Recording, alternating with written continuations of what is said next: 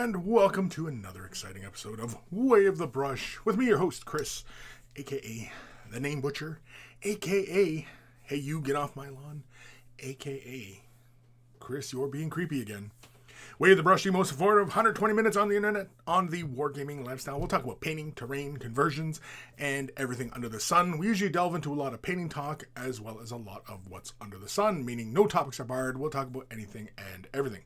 So, first-time viewers, be warned. If you want to keep the show on track and keep asking your painting questions, then by all means, or hobby questions, whatever it might be, keep asking them. And of course, if you're attending live, you can ask them in the chat, whichever direction it might be in for you. And if you're watching this after the fact, you can submit your questions to Kris@wayofthebrush.com. If you're going to submit pictures, send them as attachments in the email. Don't send them off as links to other sites because I just won't read it. So please don't do it. Also in the description below is a link to wayofthebrush.com. Central hub of all this illness has the links to the social medias as well as Discord. Join us on Discord. It's a lot of fun. And of course, you'll find a link for t-shirts. Want to get yourself a t-shirt? Look like a connoisseur of all that is good and holy in this world.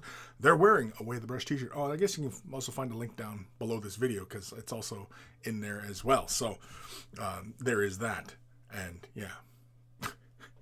Of course, if you purchase yourself a shirt, send a picture of yourself in your shirt, and I will add it to the Monkey Shrine, which is also at wayofthebrush.com. And of course, you'll find a link for Patreon. Huge, huge thank you to all my patrons. Without your support, these videos and this channel and all this would not be possible. So a huge, huge thank you to everybody. There are varying tiers of support. I'm independent. This is how I keep the lights on, and because I have to pay for all these pretty colorful lights.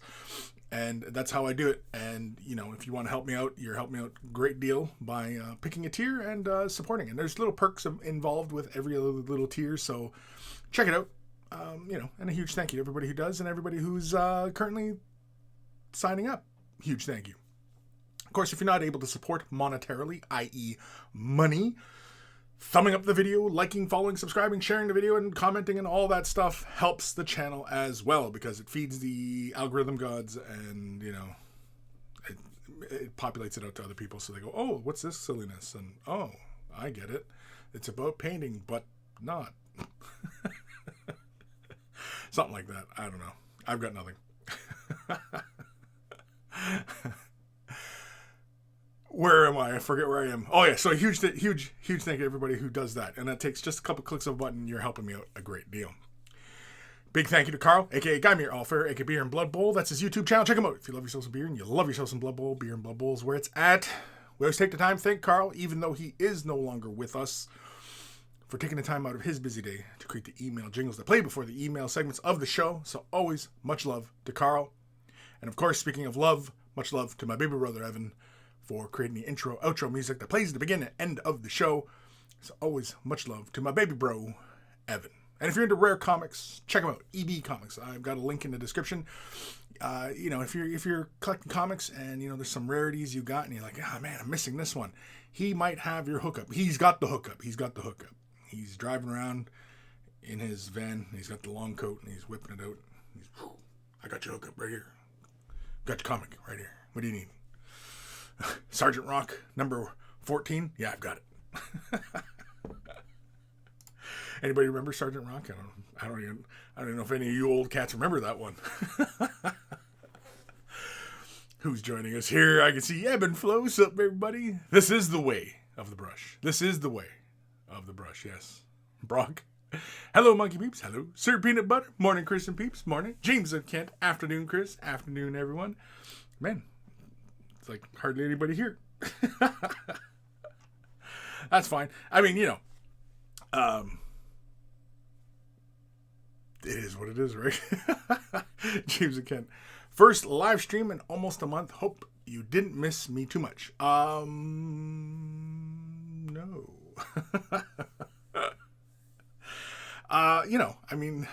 I do my thing. As I say in just about every episode, this show is about you guys answering your questions and helping you guys with your painting and hobby, questions. So if you didn't ask any questions or anything like that, then I wouldn't bother doing this show. And I certainly wouldn't bother doing the channel. But because people ask and, obviously want help and input and, things of that nature, then I'm more than willing to help. David Brunfeld. Hi, Kris and Monkeys. Hi. James Kent, I'll take that as a yes. Yes, I missed you terribly, James. Terribly. I was thinking the other day, I was like sitting, alone in my kitchen in the dark, and I was thinking, I hadn't seen James Kent in a while. God, I hope he's okay. And I just, I wish him well. Who knows where he is? I wonder if he's all right. Did the vid get him? I don't know if the vid got him. Maybe a monster. Aliens. He was abducted by aliens. All these things are possible. Maybe he has a hangnail. Got infected. Who knows, right? I mean, holy moly, who knows? And,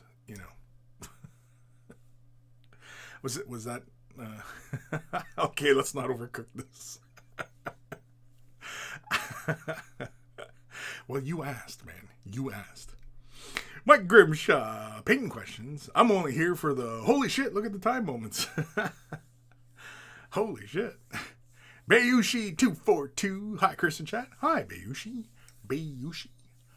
Yeah, so GWs did another reveal today. It looked like it was mostly like Black Library stuff today. I dig me some Black Library stuff. I don't know if sorry, I'm clicking screens and stuff, and you know how it goes. I gotta look around my mic. You know what? I probably should figure out maybe a different way of positioning my mic. I don't know. I just don't know.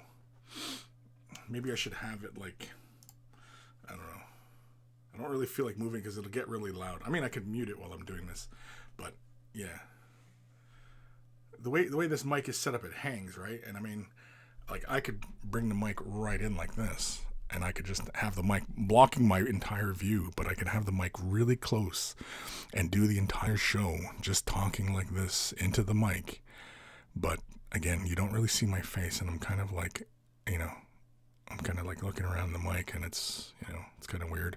I'm wondering, does it, when I move my head, can you guys, for all you with the headphones on, do you hear my voice moving from one side to the other as I'm talking? I don't know. Is it? I couldn't tell you. I never actually watch my own program, so I have no idea if actually the audio sucks on this program. It could be complete crap, and I wouldn't know because I never. I checked it once, way back in the day, to see if the audio was any good, and I just assume, since nobody complains, I just assume everything's okay. It's when everything's quiet. John J. Oh my God, it's that time again. ASMR. Brock waved the ASMR. Yes, you hear it from different sides. Really? That's interesting. I didn't realize that if I was talking over here, that you hear me in that ear, and then if I move over here, you hear me in this ear. So it's kind of like I can whisper. I can say, hey, what would be a really fun idea? Let's go rob that bank.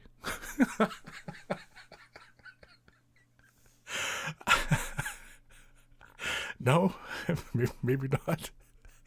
It's kind of like, the angel and devil on your shoulder, right? It's kind of, hey, you know what? Maybe you should wear spandex today. No, I think you might look a little funny in spandex.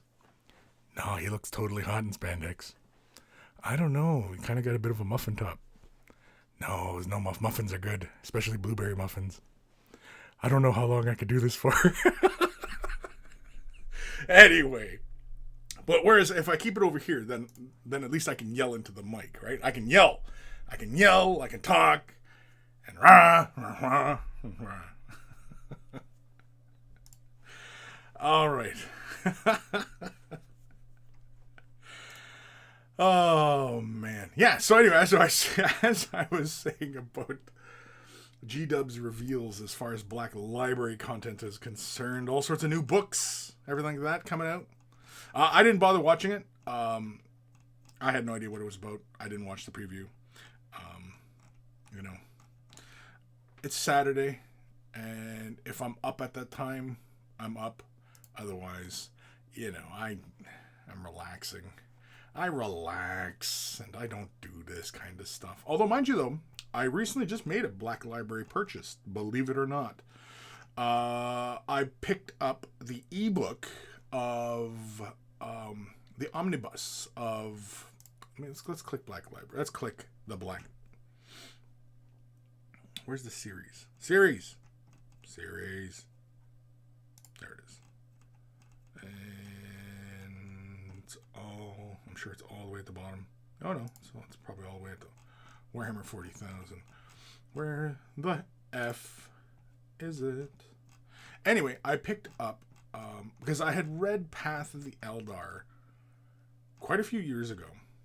But I never read the other ones, like the Path of the Seer, Path of the Crosswalk, or the Crossing Guard.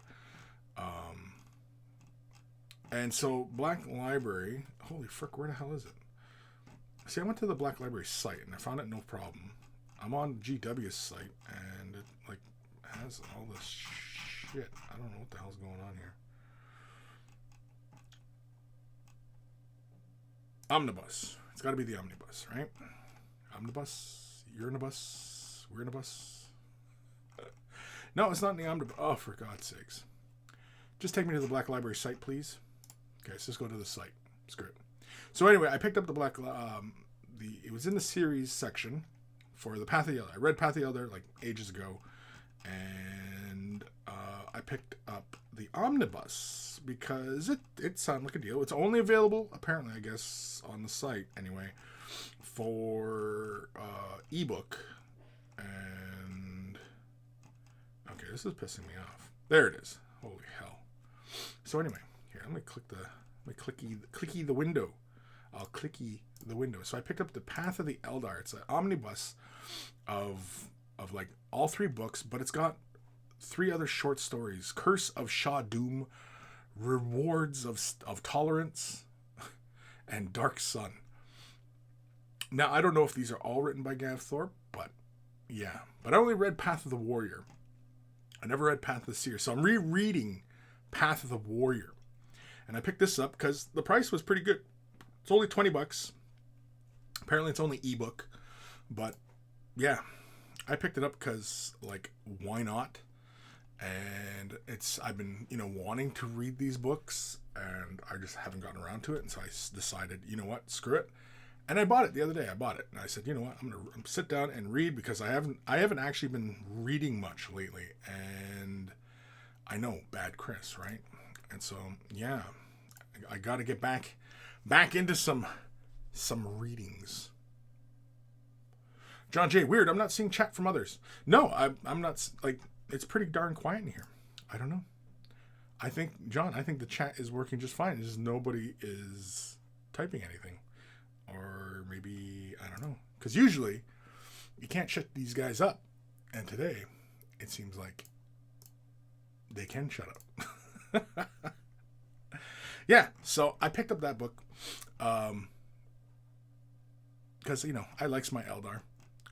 Gav Thorpe, I enjoy Gav Thorpe's writing. The other fun ones from Gav that I've enjoyed was the 13th Legion. That was a fun one. Both, I think he only has the 2, right? I wonder, can you search by, because that's a series. I wonder if that's in the series here. Now I'm looking here. Hold on, I'm looking. Some of the Necromunda ones too. I'm kind of interested in about like the Dark Uprising novel as well. I'm taking a break from Horus Heresy. I'm only on Legion, which is book 5 or 6, and yeah. And of course, I haven't finished Gaunt's Ghost. I only made it to the 6th book, I think. 5th or 6th book.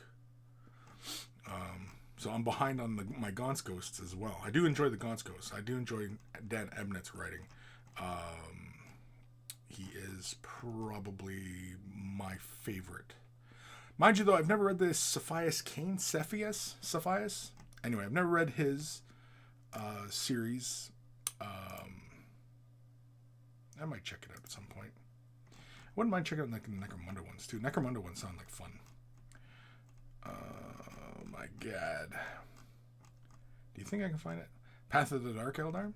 Is there a whole series on these two? Yeah, book 1, book 2, book 3. Damn. $22 for this omnibus. Oh, and it's got some short stories as well. It's by Andy Chambers. Interesting. Path of the Renegade, Path of the Incubus, Path of the Archon, And then 3 short stories, I guess. Midnight on the Streets of Knives, The Treasures of Bel Tan, and Bellathonus and the Shadow King. Interesting. Oh, there's some Harlequin ones too. Damn. I'm really behind on my Warhammers, my Warhammer reading.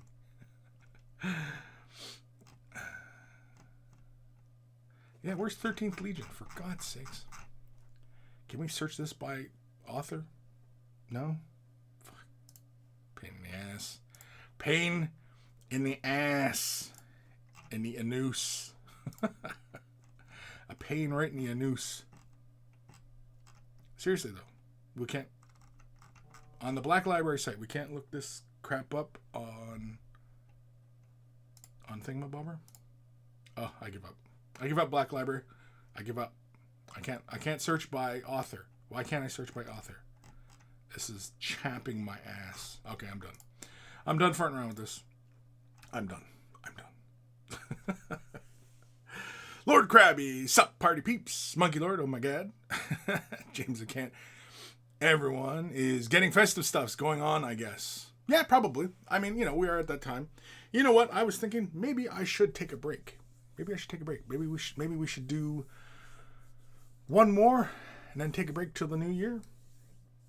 Yeah, maybe that's in order because we're all busy.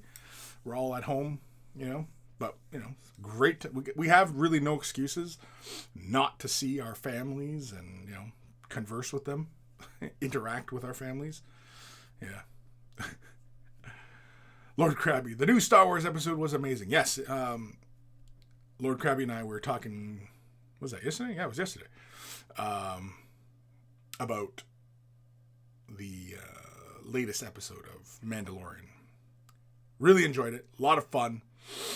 It brings a couple things. I was talking last episode about how there's some things in Mandalorian, like little, the little nuggets here and there that they throw out, as far as, kind of bringing those points back home and where they're going with them, right?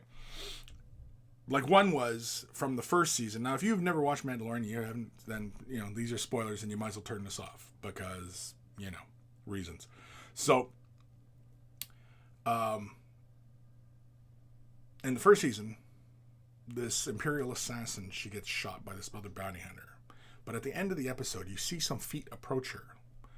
And it's like, what was the deal with that? Who was that? And, and so finally, in this episode, a lot of that kind of stuff gets, resolved. And we only have 2 more episodes left. There's only 2 more episodes left. And,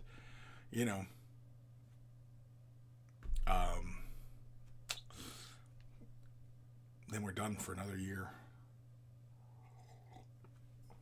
And I just seen something saying that apparently it is confirmed that there is an Ahsoka show spinoff coming up, which would be kind of fun. We've talked about that one in the past.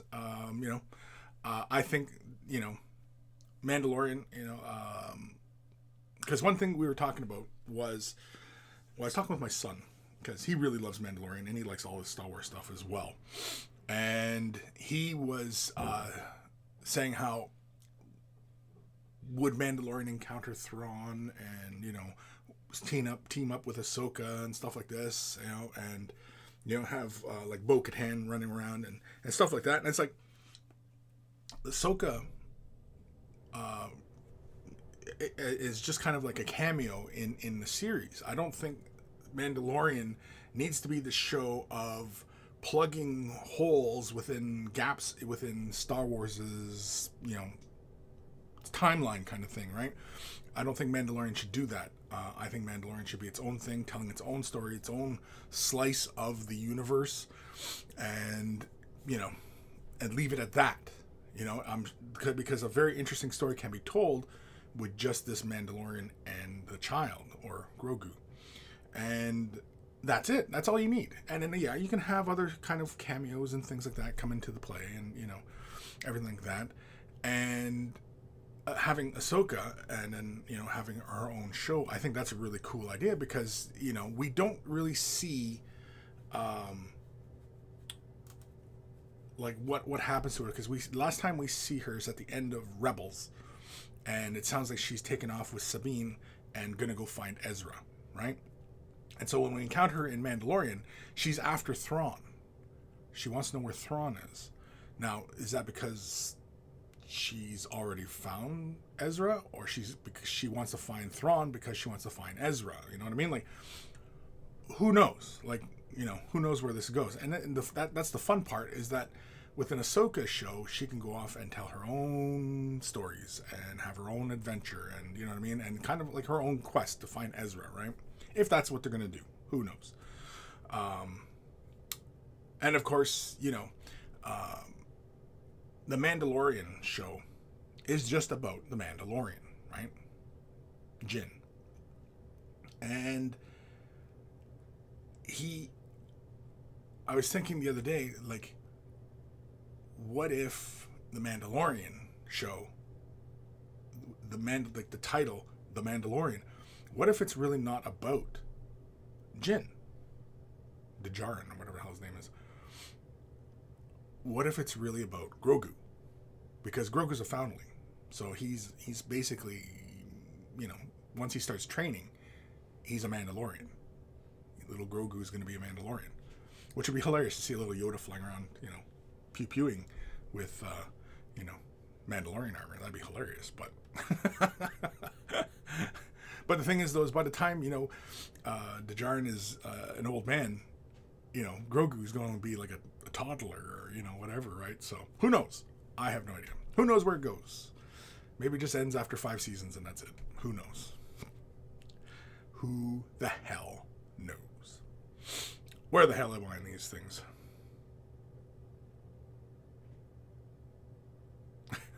The Gim, Last Chancers? Yeah, the Last Chancers. Oh, Last Chancers. Yeah, 13th Legion. Yeah, the Last Chancers. Right? Isn't that it? Or is that 2 different dudes?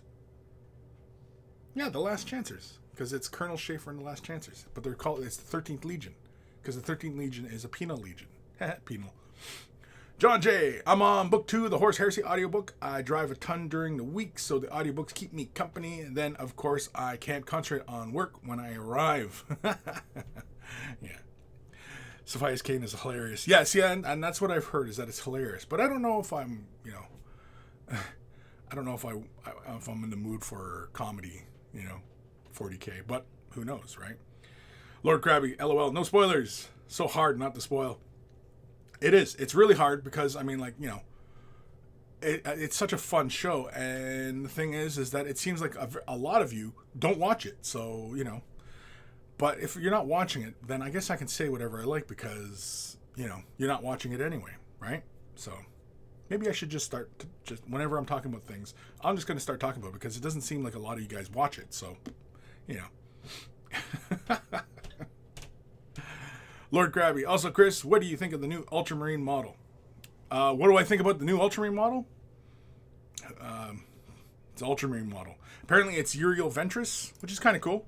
I've read the first book. I don't think I've read the second book. I don't know how many books there are. Yeah, Nightbringer. I read Nightbringer. Jesus, why is that $50? Sorry, I'm looking at the thing here. MP3 is $51 for the Nightbringer. What? Holy shit! It's 9 hours and 49 minutes. Wow. Sorry, I'm still on the Black Library site. And, is it the one book, or is it... Yeah, Nightbringer. It's just Nightbringer. It's the first book. $51 for the audiobook? Hold on. So, John, when you're listening to your audiobooks, you're spending, 50-some bucks on an audiobook? What? Okay. The Gim. I have the Dark Elder books by Chambers. Fun reads. Cool. Lord Krabby. Also, Kris, what do you think of... Oh, I already read that part. Yeah, so the new Space Marine dude, it's a Space Marine dude.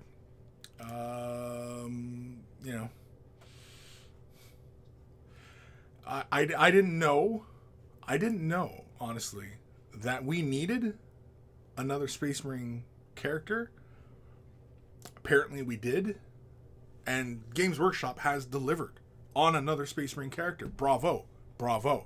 For hearing the cries of the public that we needed another Space Marine character. I was thinking, holy shit, the Space Marine line is so vacant with Space Marines and Space Marine characters that, yeah, you really needed Uriel Ventress, a guy who's never had a model before. Because we needed it to happen. He had to be there. We had to have him. He's an important, pivotal character within the realm of Warhammer 40,000. I have no idea. I haven't read past Nightbringer. I thought there was another book. Maybe I did read the second book. I can't freaking remember. Do I have it up there? No. I don't know. I can't see. Oh, I can't see all those titles. Anyway. Yeah, so the Space Marine character. Yeah, we needed it. We needed it. We had to have another Space Marine character so that we had, a complete line. Because, there's so many huge gaps within the Space Marine line that they had to get filled. And, we're in a mad dash right now to fill those gaps within the Space Marine line. Because there's not enough flyers, there's not enough ground vehicles, there's not enough units, there's not enough characters, there's not enough specialty guys. Terrain. We gotta make sure we have all that terrain ready because it's all this Space Marine. It's got to be all this Space Marine stuff. And yeah, Tyranids are fine. Eldar, fine. Dark Eldar, fine. Necrons,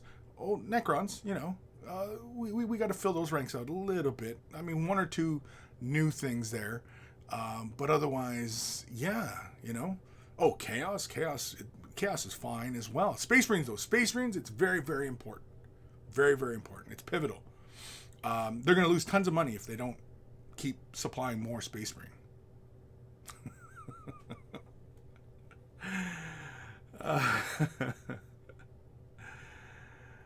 Begin. Do a end to 2020 episode. Just set everything on fire and walk out. Jeez.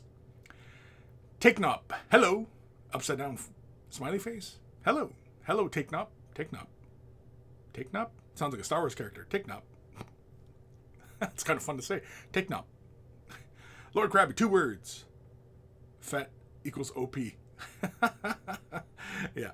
James and Kent, I want Mandalorian to be what it is, a great Western series. Definitely. I 100% agree behind that, James. Yes. Mandalorian on its own, telling its own adventures. Don't have it, explain how the First Order comes to be or what happened to the Empire after, Return of the Jedi or... No. Just concern it with, the Mandalorian, child, and realistically, I think the Mandalorian, where it's going to really... if they're gonna fill a gap within the base knowledge of Star Wars, is... what is Yoda's species called? What are those guys called? And do they have a homeworld? What is it called? What is their homeworld like? Are there more of them? Is there a whole planet of these little Yoda dudes? There's got to be, right? There's got to be. Because there's 3 little Yoda dudes that we know of, right? Yoda, the female one, I can't remember, Yaddle, and then Grogu, right? Those are the 3. Is there only 3? Or is there a whole planet of these little guys running around, Who knows? So, I think it'd be fun if that's where Mandalorian wants to, explain in the greater scheme of Star Wars. The Yoda people. Yoda people? I don't freaking know. The Yoda people, man. It's the Yoda people. John J. I have to watch the Clone Wars, thinking I should get those. Should check those out. Yeah. Clone Wars is good.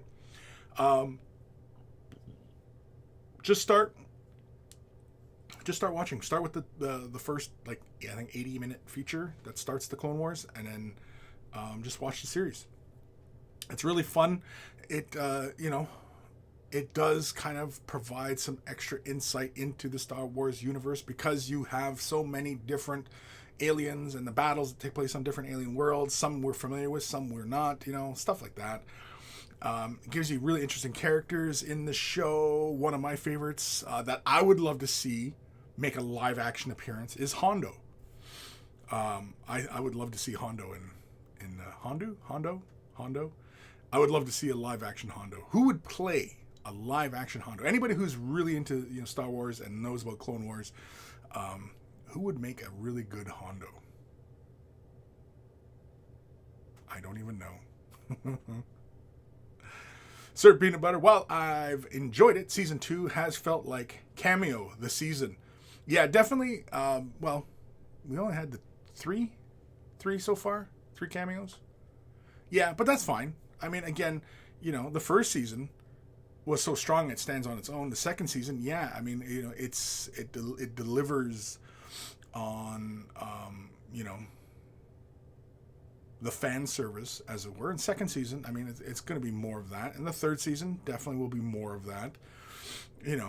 I think, though, that Mandalorian shouldn't be the show to plug in any of the gaps within the greater scheme of Star Wars, other than explaining the Yoda people, right? The Yoda species, whatever the hell those little guys are called, right? So, yeah. The Gim, all that time in the Sarlacc pit has made Boba an angry guy with a stick. Old man Logan, I will remember the next time I see see a movie before you do. No spoilers. Yeah, exactly. Ariel Szynski, with all the recent Eldar updates, Space Marines were due for some love. Exactly, right? Exactly. I mean, like, Eldar was just getting so much love, right? Brand new tanks, new units, plastic sculpts, brand new plastic sculpts, some new terrain, great big new book, all these things. They were getting all the love, and they were taking the spotlight away from Space Marines.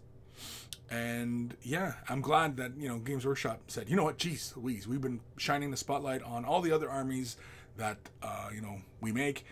We need another Space Marine character because the people demand it. The people have demanded it.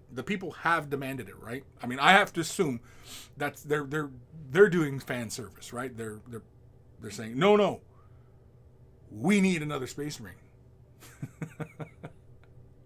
James and Kent, was there a hint of sarcasm about the new Space Marine dude? Maybe. No, I'm not sarcastic at all. Boyle, hello from Russia. Please make a video about inflicting battle damage. Like putting battle damage on a model? Sure, totally. Yeah. I've done it before. Do it again. Happily. Good idea, Boyle. Send me an email, though. Or, yeah, send me an email. Lord Krabby, LOL, we need more Eldar. God, new warp spiders, please. Yeah, new warp spiders, definitely, right? Those are like the oldest sculpts, other than the Avatar and the Phoenix Lords. Right? Like the warp spiders are from, early 90s? They're early 90s. For God's sakes, man, we're playing with models from the early 90s. That's longer than some of you have been alive. We're talking like 92, 93, I think, is when Warp Spiders came out. So, yeah. The game. You need to have a sarcasm song to play when you talk smack against more Marine characters. Jabba's Love Nut Black Library is on Audible. Get them cheap there, especially when they have sales. Get them for £3. Oh yeah. See, I don't do audiobooks. I'm not into audio. My only audio I take in is music. I'm not really one for listening to stories. I don't know, because if somebody has a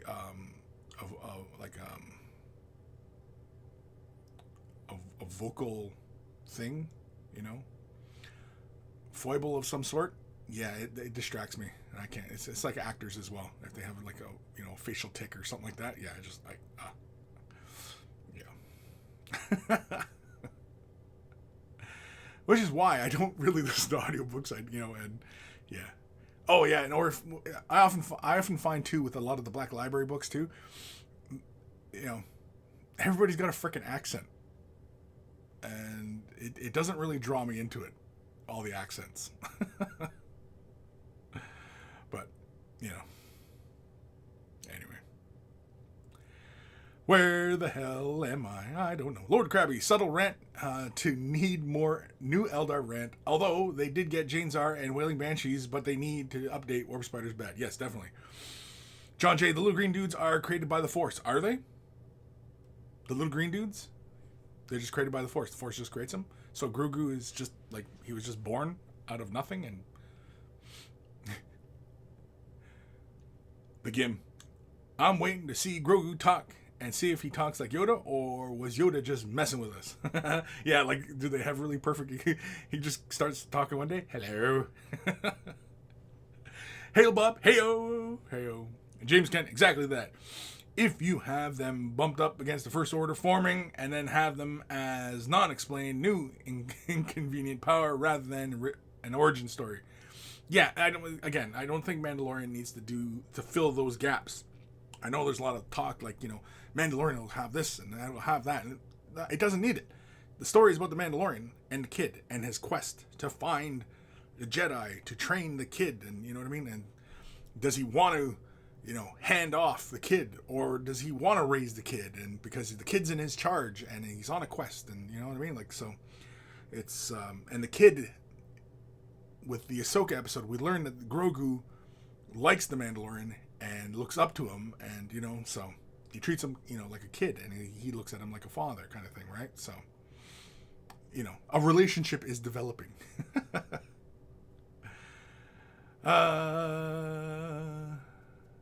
Lord Krabby. Hondo? Dwayne Johnson, maybe? Dwayne Johnson is the Hondo? Are you high? Krabby, are you high? You gotta be high. Anthony Burtonshaw. Bruce Campbell for Hondo. Ah! Yes! That'd actually be a really good one. Bruce Campbell for Hondo. I concur. I can get behind that one. I can get behind that one because unfortunately Bruce Campbell would be covered in makeup, right? But Bruce Campbell has a presence to him, and he also has, like, because Hondo the character, he's kind of conniving, right? And he's backstabbing, and he's treacherous, but he's also really kind of charismatic as well. He's a really fun character whenever he's in the show, right? I think he shows up in Rebels as well, and you know, he's just a really fun character. So who would be able to portray that level of charisma, but also being a real scumbag as well, right? So, yeah.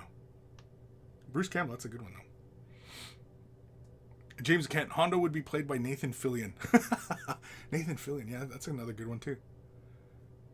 Yeah. Because both of those guys, both Bruce Campbell and Nathan Fillion, they have that kind of charismatic quality to them. And Nathan Fillion, yeah, you could see him being kind of a bit of a dirtbag too, because they got to also be kind of a bit of a bullshitter as well, right? And both of them, you can imagine doing that. Yeah, that's kind of fun. Hail Bob, it's a Black Library character, so I may get it. Cool. Oh, Cyan Joe. I don't know.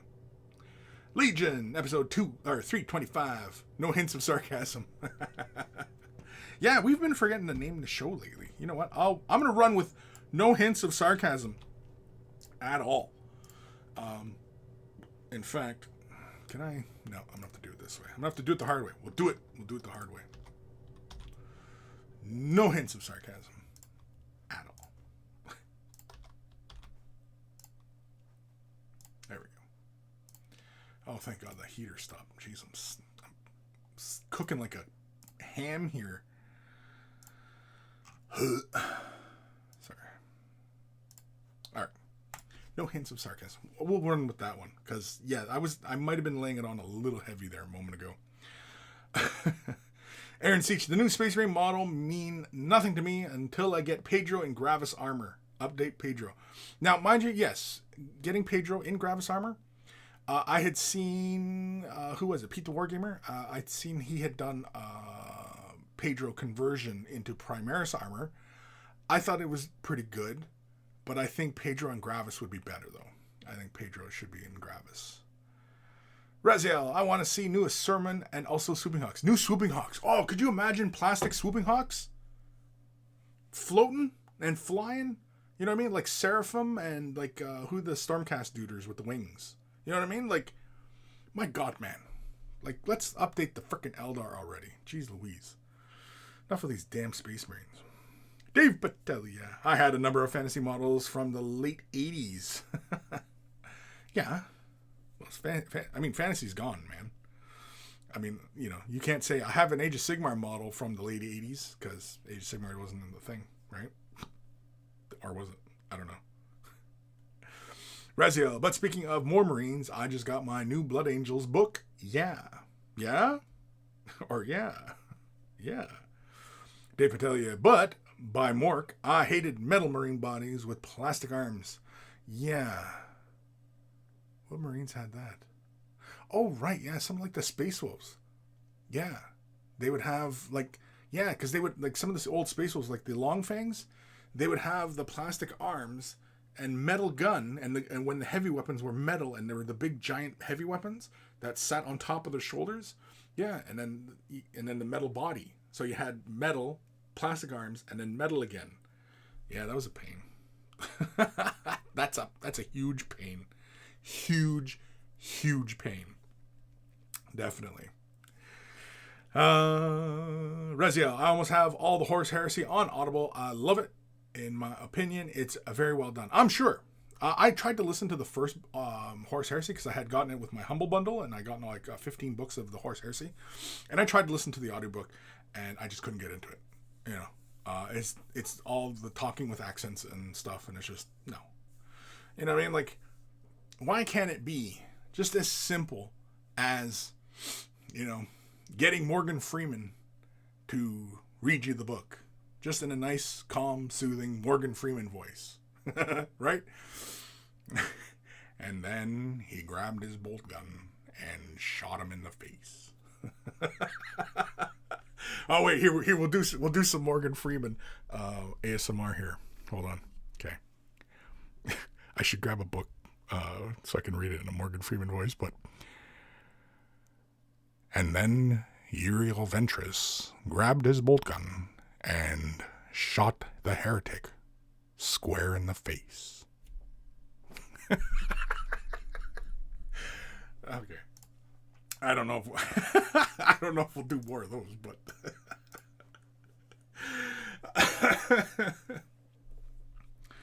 anyway. Raziel, the fact that Hondo has the same voice actor as Don Carnage from Tailspin is freaking amazing. That's the same guy? Really? That's funny. I didn't know that. I remember Don Carnage. Yeah. That's ages ago, man. Ages. Begin. So, got a reply from Forge Drill, and I'm getting new cast of my broken Manta parts and a new book. That's awesome. That's great. That's great to hear, Gim. Gim was sharing with us on Discord because he had picked up a Manta. Yes, he bought himself a Manta. The big fuck-off Tau flying thing. And, of course, it looked like it was shipped like just in a big freaking cardboard box. No wrapping, nothing. It was just flopping around, and parts got broke. And it was really disappointing. And we were all like, you know, like, we felt bad for Gim because, you know, you spend that kind of money on a model, you'd think they'd pack it a little bit better than that. And, you know, yeah. It's one thing, you know, if parts are a little bit warped. Sure, happens. Maybe a little bent. Sure, happens. Big kit like that, maybe one or two parts are missing. Sure, can happen. But when, like, you know, like the front end of the plane, the wing sections that hold the drones, those were broken right off. Like, they were just destroyed. And what else was there? There was a bunch of shit that was broken. And I was like really disappointed that, you know, that happened. Oh, and then he got the new Imperial Armor book. It was the Horse Heresy book? I can't remember. It's the black books with the nice metal edging on them and everything like that. And that was all smashed right in. And it's like, and then there was no more. And it's like, well, what the, like, hello? Craziness. It's really disappointing. Really disappointing. I was very disappointed because in all my years dealing with Forge World, were very positive. If there was any issues, took it to them, and they fixed it right away. More than willing. Packaging, usually they come pretty good.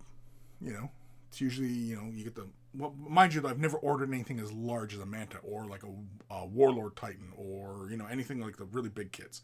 So I can't say from that perspective, you know, but I felt bad for him. Felt bad. Anyway, so it's good to see that Forge World is, you know, fixing that up for you. Keoma, hey! I actually managed to catch a show in my moving. In your moving. You're moving? Kim? Yeah? Where are you moving to? Further north? Keoma's in Norway. As we discovered, it's like up in the Arctic Circle. I had no idea that Norway really was that far north. You're in the North Pole, dude. I had no idea that it was really that far north. Anyway, Hail Bop, the new Space Marine character announced, is for the Black Library celebration, so I may get him. Cool. I kind of kicked myself in the ass for not getting Gaunt's Ghosts when they had, there was a special diorama-like thing for Gaunt's Ghosts way back in the day. I kind of kicked myself in the butt for not going after that one. The Gim. Hondo has a thick accent, but I agree Bruce Campbell has all the right traits. Definitely. And I mean, like, Bruce Campbell can totally do an accent, whatever the accent is for Hondo. What is Hondo's accent? I don't even know what the hell his accent's supposed to be. I mean, it's kind of made up, right? But I mean, he's got an accent of some sort, and I'm sure it's, you know, not very hard to, you know, imitate that. John J. E. Gads, my garbage can is rolling down the street. Be right back. Jeez. Malev de Shinobi! I feel that for sure, but the thing about the Eldar sculpts is that they still do look wonderful, even with their age. Definitely. And that is a credit to the designer and sculptor, Jess Goodwin. Because, yeah, he hit it right out of the park right away. Back in... When did those first sculpts come out? I think it was... I want to say it's like 88, 89? Maybe 90? When they in Rogue Trader, they came up with the first, like, you know, army list for Eldar, and it had like all of Jess's sketches and everything like that, and the sculpts, you know, are fantastic right from that point forward. And they deviated at some point in the 90s, and the sculpts look terrible. It's kind of harsh to say terrible, but they did not have that same level of artistry and design. They were poor. I'm sorry. Whoever was the sculptor on those revisions back in like late, I think 3rd edition, when they came out with like the Eldar sculpts, like there was another line, and then in Epic they redesigned the Phantom Titan and it looked like complete garbo. And yeah, it was like, I'm sorry, whoever those sculptor was, if they're still working for GW, I'm sorry, but those were fails. And, you know, just stick to what works. More Space Marines, of course, right? Forget Eldar. More Space Marines. We need more Space Marines. I mean, we can't have enough Space Marines, right? Space Marines. I mean, that's all I can say now. It's just Space Marines, Space Marines, Space Marines. Let's get more Space Marines. We need more Space Marine characters. Heroes. Lieutenants, sergeants. We need Space Marine sergeants. There's no sergeants. We need sergeants, lieutenants, captains, colonels. We need Space Marine colonels. Is there colonels? Do Space Marines follow like a Marine naval tradition? Is that what they follow, or do they follow more like an army kind of thing, or are they just kind of like, well, they're obviously made up, but I mean, you know, like what kind of ranking system do Space Marines follow, or do they follow something like I don't know. More like along the lines of like, I don't even know. Well, pretty much all militaries kind of follow like, you know, private corporals. Oh, the Marine corporals. Is there Marine corporals? We need Marine corporals. We need those. That's man, these are all missed opportunities. Primaris corporals, Primaris sergeants, right? You need lots of Primaris medical officers. You need the Tech Marines, you know. What about, no, those would be Tech Marines, because I was going to say Marine Mechanics, but that's the same dudes. You need Marine Primaris communications officers. Remember in Rogue Trader, the Marine who's got the communication thing on his arm? I'm pretty sure I still have that model somewhere. That was one of my favorite models because he just looked cool because it was a Marine and he just beep, beep, beep, beep, beep, popping away on his computer arm keyboard thing. I don't know, maybe he was busting a tune or he was communicating to somebody, but either way, we need more. We need more of those kind of models. Yeah, we don't need Chaos. Chaos, it's been done. Chaos, it's so tired. There's so many models for Chaos. There's so many factions within Chaos. It's so confusing. People get confused. What Marines? What God? Right? What, like, oh, forget it. And then Eldar, forget it. All those little sculpts and all these shrines and all these different units and, these colorful armies. Nah, forget it. Marines. We need more Marines. We need more Marines. We need them. We need them. It's needed. Bayushi. Some 3rd edition Dark Angels also were metal with plastic. Yeah. Oh, yeah. Well, that was the whole point of going to Finecast, right? It was because they were dropping pewter because shipping's shipping stuff overseas was getting expensive, and so they needed a new option. So they went for that Finecast, which was Finecast is light as air almost, and it retained good detail. It's just people weren't used to working with resins, and that's why. And of course, I mean, they also had extra channels in things. Like it was, it's kind of dumb, but whatever. But Finecast definitely needs to just drop. They just need to stop selling them. Just take the loss on it. Stop selling them. Razio, whoa, where did Morgan Freeman come from? That's what I'm saying, man. Do some audiobooks with Morgan Freeman, just reading the book. Just Morgan Freeman. I would listen to him. If they did an entire series, and it was just Morgan Freeman. It was just like, basically, it was like if Morgan Freeman was sitting there with the book in his lap, and you're laying on the couch, or in your bed, under your blankets, with the fire roaring, you have a little bit of a buzz going, and Morgan Freeman was going to sit there and read a story to you. That's what I figure audiobooks should be like. But it seems like we've kind of gone full circle with audiobooks where they're kind of like radio stories. Because basically before there was TV, there was radio series. And the radio series were just like audio dramas. And you would hear people doing voices and you would have Foley and, you'd have soundtrack. And, what I mean? Like you had all these things. It was just basically just audio, right? It was like a movie without the visual. It was just all the audio, right? And so that's kind of like we've come full circle. We've come full circle. The Gim. I had 7 parts broken from my manta and the book was demolished too. There was holes in the box where pieces of the manta went through. Oh my God, really? So you mean like parts of the manta must have like disappeared in the mail? Oh my Lord. Yeah, I'd be fuming. I mean, if it was me, I spent that kind of money on a manta, like a legit bought it from Forge World and you know what I mean? And called them up and like, man, you bet your ass because of me being me, yeah, I'd have made videos on it, and yeah, I would have probably got put on Games Workshop's watch list for not sending things to, and no cooperation and no invitations and nothing. Just be completely dead to Games Workshop. In which case, then I would wage a war, a terrible and costly war, and it would be fun. Kelma, moving to a huge house. So now I get both a gaming room and a paint room. Wow, nice. Michael Fox. Ooh, it's getting cold. Yeah, what up? Yo, what up? Yo, Michael Fox. Yo.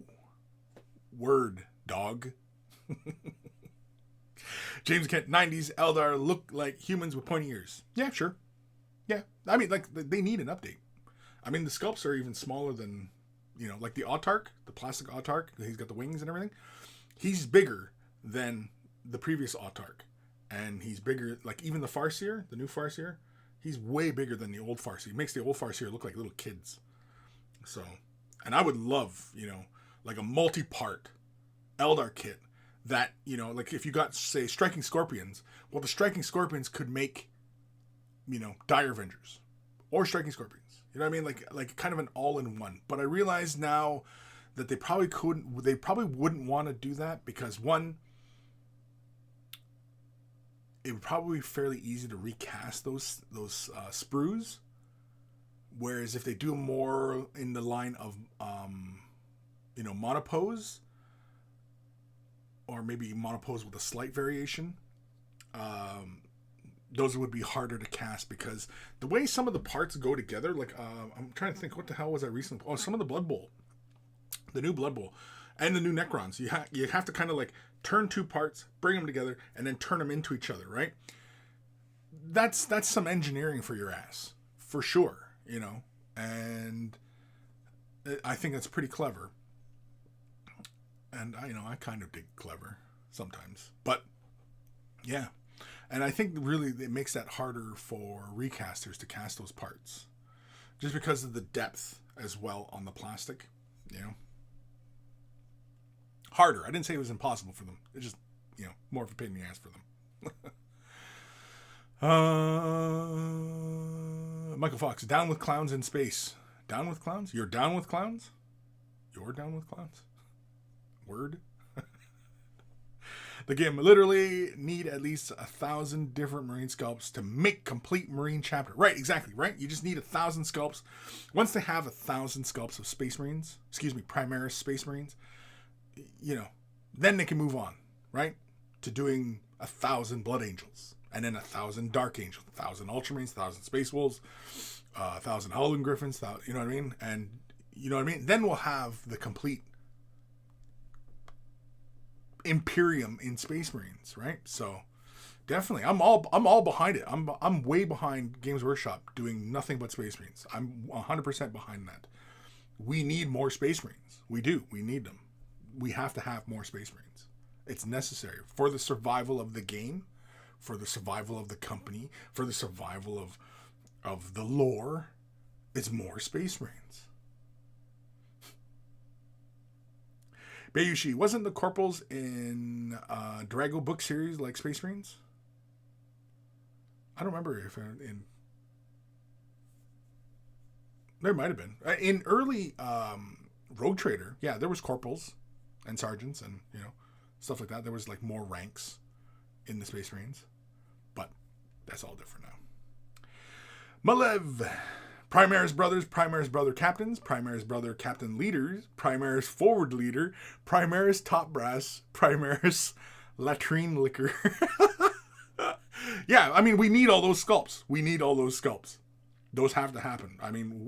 That's a missed opportunity, Games Workshop. We need Primaris Brothers. We need Primaris Brother Captains. We need Primaris Brother Captain Leaders.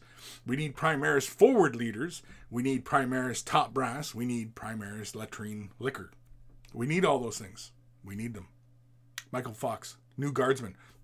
Fuck Guardsmen. We need more Marines. Never mind Guardsmen. Eldar?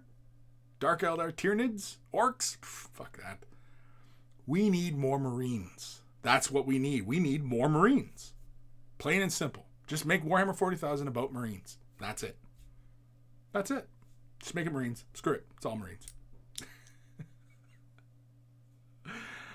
Malev, I love that they made up all this crap to make the Primaris Marines make sense, but then when they did the Chaos line, they just made them cooler and bigger. No lore, or no lame lore. Yeah. Well, because it's a whole scale creep thing, right? The changing the scale, and yeah. Why did Chaos get bigger? Reasons. Why weren't they that big before? Right? Like back when you had the smaller Marines. It feels like they set in motion, the scale change, but then kind of tried to walk it back a bit because obviously anybody who remembers the Age of Sigmar, going from Fantasy to Age of Sigmar. A lot of people were really upset with that. And, I think that's why they changed that from going from, regular Space Marines and then the Primaris Marines, right? And it's, no, it's, they're, then you have to come up with some hinky freaking story about, this guy who was working with, Reboot, and we made new Marines. We haven't been able to make Marines in 10,000 years, but I just figured it out just now with a slide ruler, and I And I forgot to carry the 1, and that's why we couldn't make Space Marines, because now we can. We can make more of them, and bigger, and stronger, and faster, and, you know, they're all bionic, and, you know what I mean? And they're Primaris. They're primary, you know? So, it's really quite funny. Lord Krabby, your hate is strong, Sith Lord. Yeah, what would, I'd be Darth Sarcasm. That'd be my Sith handle. Darth Sarcasm. Jabba's left nut. You forgot Primaris Catering Marines. The Catering Marines. Yeah. Yeah, Malev. Need the Catering Marines. Yeah, we need the Catering Marines. We need the laundry. The guys who work laundry. What about the press corps? Right? Primaris Press Corps. No fucks given. The eBay sellers would split those kits that have alternate builds. Oh yeah, definitely. The Gim. All these Eldar tears make me giddy. Old man Logan, for the survival of mankind, more Space Marines. More. We need more. Yeah. Wisermon. Or is it Zwizer? Is it Zwizer or is it just Wiser? Wisermon 1. No more Primaris. No, we need more Primaris. Man, I mean, like I said, like Imperial Guard, no, we don't need more Imperial Guard. We don't need more cool tanks. Lehman Russ battle tank, the kit itself, it doesn't need an update. It's not like it's 30 years old. You know, the Chimera, it doesn't need an update. It's not like it's 30 years old. You know, Imperial Guard sculpts, yeah, we don't need brand new sculpts that don't look quite as cartoonish next to a kick-ass Primaris Marine. We might as well just drop the Imperial Guard line altogether, because, you know, nobody plays Imperial Guard anyway. Everybody plays Space Marines, right? Eldar, we don't need Eldar. Pfft, screw that. Those models are 40 years old almost, right? So, or well, 30 some years. But anyway, we don't need more Eldar. Chaos, pfft, screw them. Bunch of freaky demon worshipping weirdos. Tyranids, bugs, come on. Bugs? Really? Is anybody interested in bugs anymore? Little 9-year-olds. But 9-year-olds aren't even supposed to be playing this game, right? This game's made for 12-year-olds and up. 13, right? So, little kids aren't even supposed to be playing with bugs. So, you know, we don't need more bugs. We need more Marines. More Marines. We need more Marines. That's what we need. We need more Marines. No fucks given. Uriel Ventress should have came with a big homie Passanius. Dude was already Primaris size. Okay. Malev, Warhammer 40,000 Marines. Yeah, that's what the game should be just called. Warhammer 40,000 Marines. Or Primaris. It's Warhammer Primaris 40,000. That's what it's. That's going to be 10th edition. 10th edition will just be Warhammer Primaris 40,000. Heresy. I wonder if the reason why Games Workshop is so adamant about, you know, producing so many damn Space Marines. I wonder if it's because they saw how successful Horus Heresy was. And how so many people really were drawn towards Heresy, and figured people wanted more Marines. But that's not why people were drawn to Horus Heresy. They were drawn to Horus Heresy because, one, they love the background, they love the stories. It has kind of a historical-like aspect to it, and it allowed people to play, you know, like historical battles. Because so many wargamers, now this is anecdotal, but so many wargamers are very into history, right? So many of us are very familiar with like World War I, World War II history, further back, Civil War, independence, you know what I mean? War over here, you know what I mean? Like a lot of us are into history. And Horus Heresy plugged into that little part in our lizard brains that like that kind of thing. And, you know, that's what it was. But then somebody else who was watching Forge World, you know, becoming quite popular, and they're pumping out a bunch of, you know, shoulder pads for $50 for 5 shoulder pads, and they're going, geez, you know what? I think we're missing something here with the main line. Let's do more Marines. Apparently people want more Marines. And I think they misread that. I think that's what that is. That's entirely speculative, of course. I'm probably like 99% wrong on that, but it's a thought I've had. And I think that's what it is. I think that they saw the success of the Horus Heresy line and thought, people want more Space Marines, right? But in fact, it was appealing to the historical gamer aspect of a lot of war gamers, because, you know, how many of us have wanted to get into some of the World War II games out there, but we want to recreate some of the famous battles, right? Kursk and, you know, Omaha Beach and, you know what I mean? Like all these famous battles, right? So I think that's what it is. I think it's a misread. Anyway. Old Man Logan, just discontinue all non-Space Marine products. Yeah, you might as well, right? Games Workshop, you might as well. Just stop producing anything other than Marines. Just give us lots of Marines. Just give us all Marines. Just do it. Just do it. Pull the trigger and just do it. Rip the Band-Aid already. Just rip the Band-Aid. Oh, man. Weiserman. How about Imperial Guard Regiment refresh? No, screw the Imperial Guard. F them. F them. Unless, of course, you make Imperial Guard, give them powered armor, and put them in Land Raiders, then we're talking. That's a new Imperial Guard. That's the new Imperial Guard in Warhammer 41,000. That's the new Imperial Guard. Everybody gets powered armor, and they get put in Land Raiders, and they get marched off. That's the new Imperial Guard. There we go. We got it. We solved it. Spoiler. Spoiler alert. We solved it. Malev. Yeah, exactly. I feel the AOS backlash is exactly why they did what they did with the Primaris stuff. The backlash would have been too great. Yeah, definitely. Definitely. I think that's what it was, because there was so much nerd rage over fantasy switching over to AOS. And yet AOS now has become very, very popular. And it's a much loved little game system and universe because they're doing something different. And I like Age of Sigmar for that reason, is that it's doing something different. They're creating all these different ideas. Can you imagine, you know, the Ideneth Deepkin in regular fantasy? We wouldn't have gotten this faction in the game. It wouldn't have happened. Everybody would have been resistant. It's stupid. It's stupid. My little blocks of infantry against flying fish dudes. It's stupid. But Age of Sigmar, where, you know, anything's, it's all freaky deaky realms. Yeah, why not, right? Guys, dwarves flying around in airships with, you know, hogging up, you know, gold dust and huffing, you know, fumes and, you know what I mean? Like, a bunch of paint fume huffers. So anyway, you know what I mean? Why not? Airships fighting flying fish dudes and, you know, Space Marine guys not in Space Marine armor fighting against, you know, stuff. And, you know like, it's, you know, why not? No fucks given. Snark Vader. Snark Vader. Yeah. Malev, every space has a Marine army. Yeah, for sure.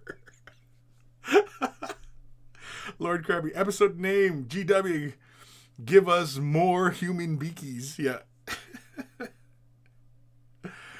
The Gim, Darth Stash, his sarcasm is his lightsaber. Jabba's left nut, way of the bitterness. I'm not being bitter, I'm just being realistic, man. I'm just being realistic. Let's just drop all the other armies. Let's just drop them all. Let's just do just Space Marines. We need more Space Marines. There's not enough. We need them. We need them. It's got to happen now. Let's just rip that Band-Aid. Let's rip that Band-Aid. Right? Warhammer 40,000. Let's just change it to Warhammer Primaris 41,000. And that's the new game. Let's just rip that Band-Aid. Drop everything.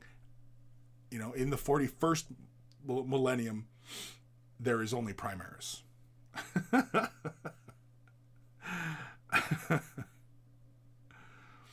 Weiserman, how about Space Marines within a Space Marine? Right, exactly, right?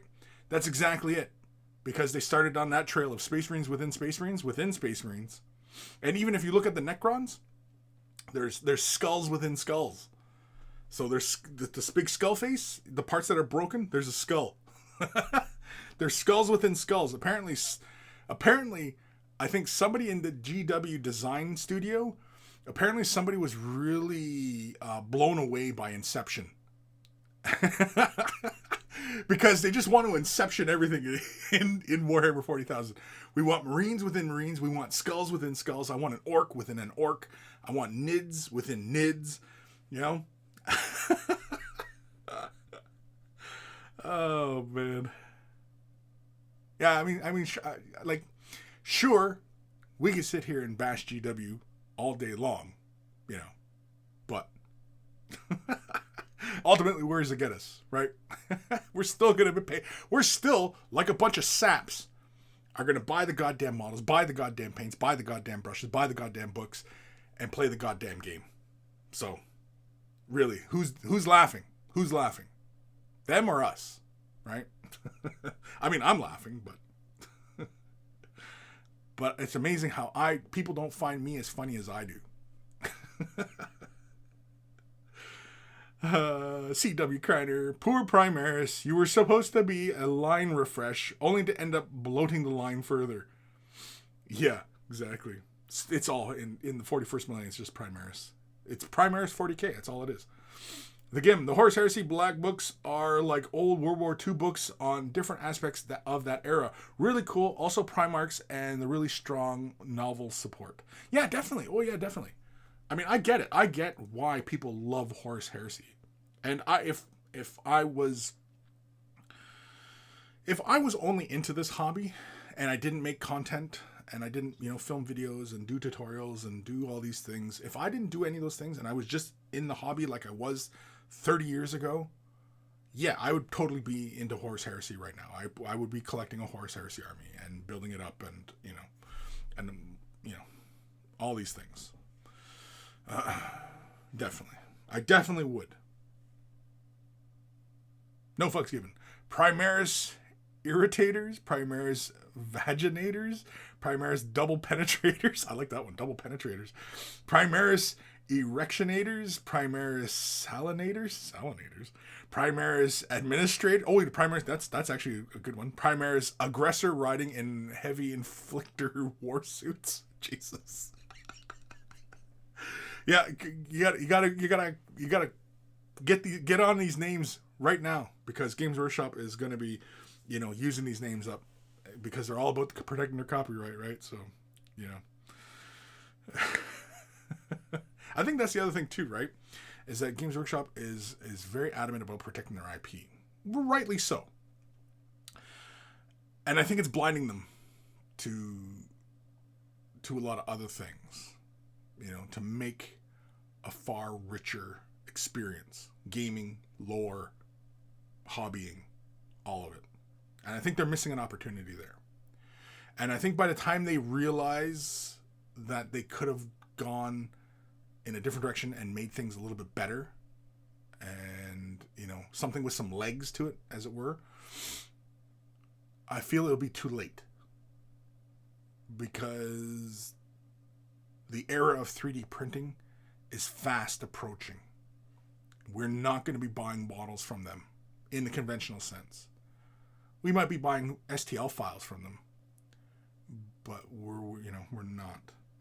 And then even then, once the files are out there, once the files for a Space Marine are out there from Games Workshop, sculpted by Games Workshop, once that file is out there, just one time, like a virus, it'll just spread everywhere. And so, people aren't going to buy from Games Workshop, because then people will take that file, modify it, and share it with somebody else. And it's gone. It's gone. And it's no longer Games Workshop's, because everybody owns it. Everybody will make a change. Anthony Burtonshaw, coming soon, Primaris Deepkin. Yeah, Primaris Deepkin. There we go. Flying Fish Marines. What's the Space Marine chapter with the fish? The killer sharks?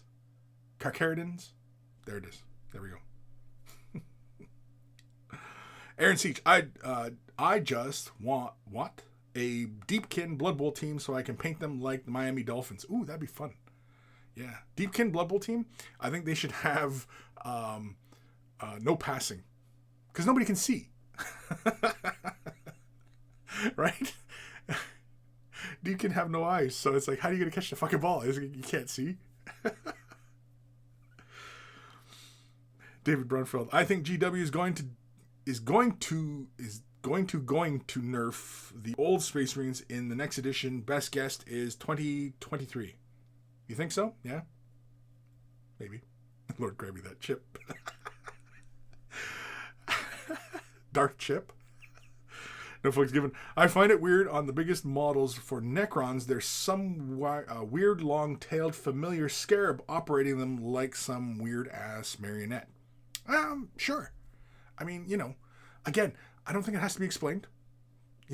It's, like, it's just something weird. You know what I mean? It's this weird thing, and it can have a name, and you know what I mean? But they have to stop explaining all the goddamn mystery away in the universe.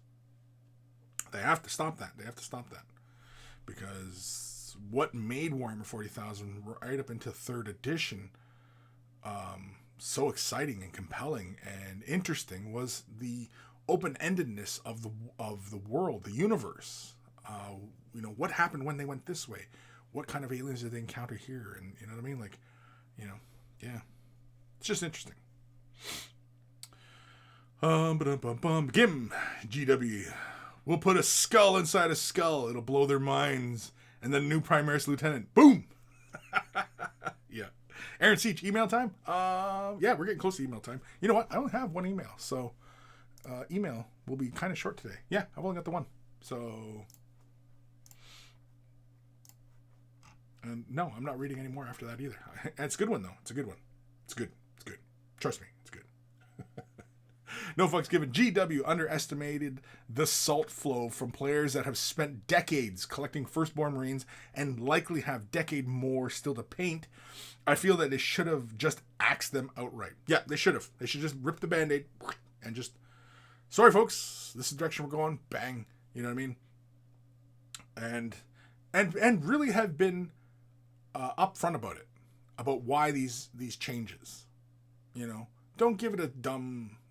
fantasy, sci-fi type of, reason. Legit production for the survival of this company so that they can continue to produce what people love. They have to make this kind of move. Upfront. Be upfront about it. Love them or hate them. And I think it's equal measure in both aisles. Sometimes, yeah, I think what they do is really great.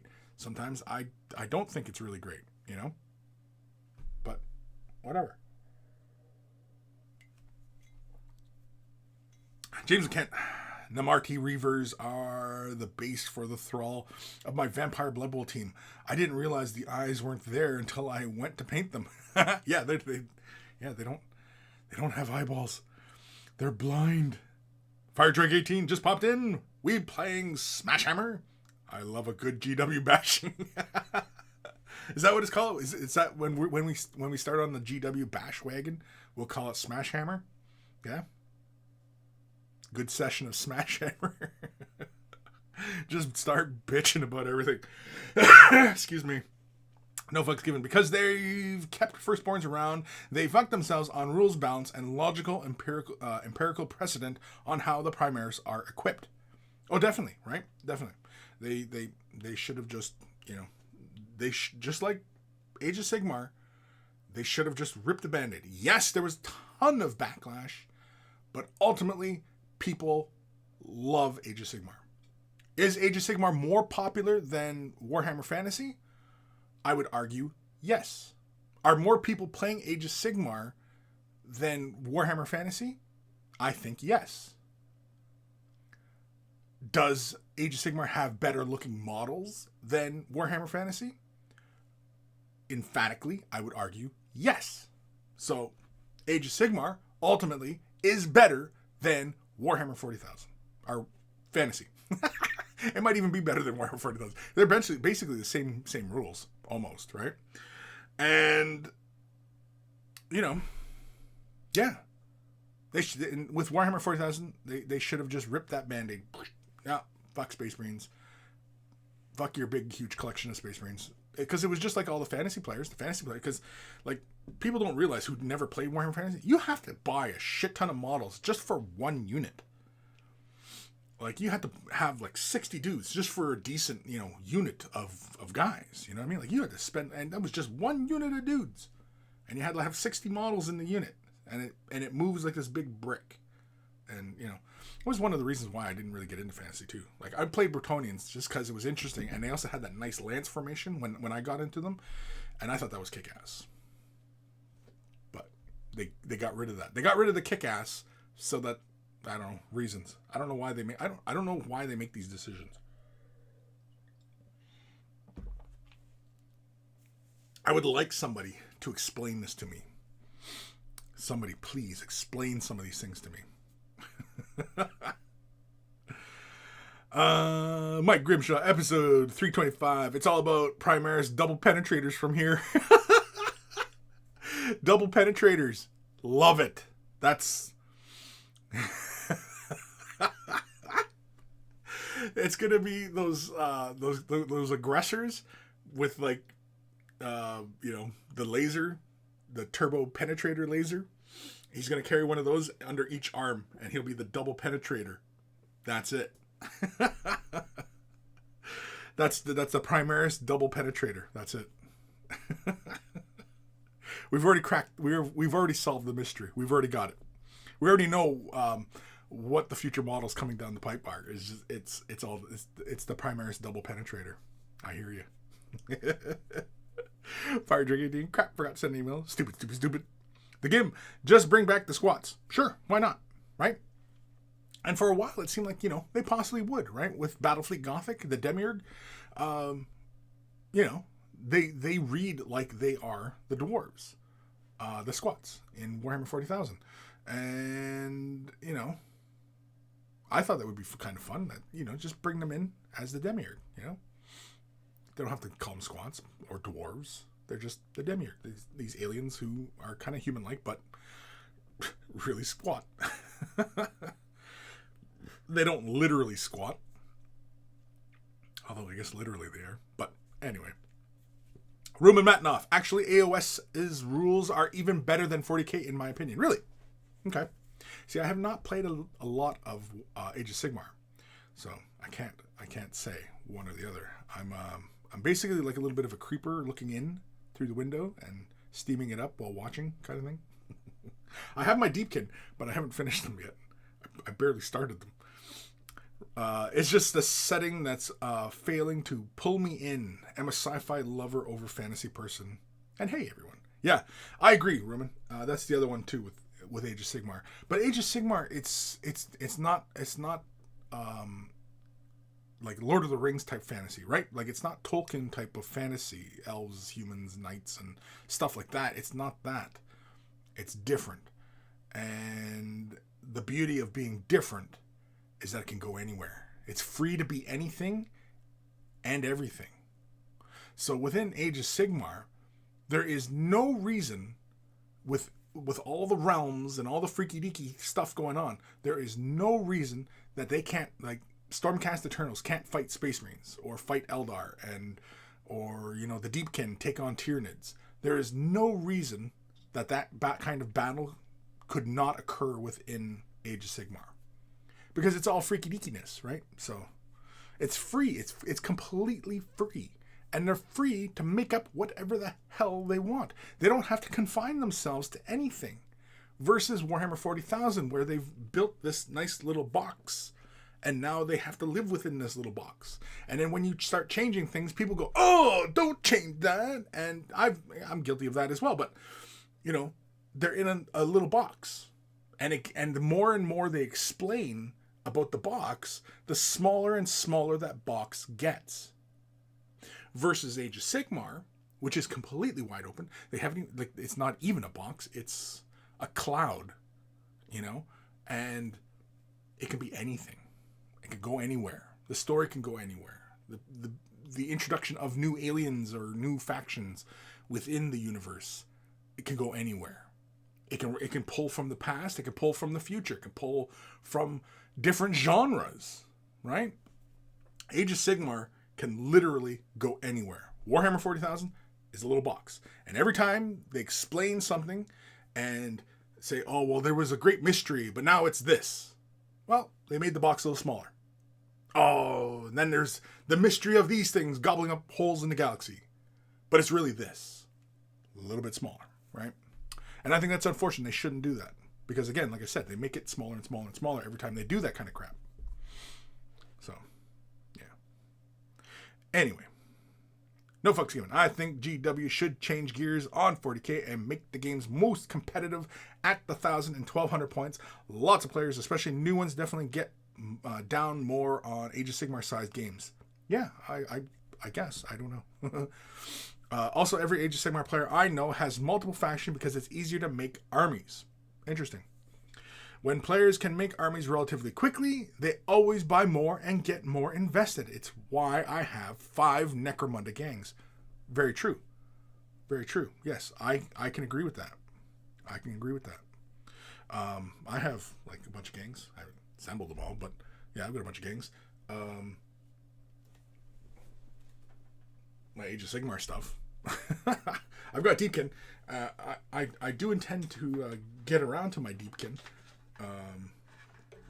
And I'm still sticking with my initial idea for my Deepkin, but I'll eventually get there. Alrighty, let's take a break from the ranting and the raving and the bitching. Shall we? And let's do an email. Yeah, we'll run this one. If you're wearing headphones, turn them up or down, but here it comes. Email time. It's email time.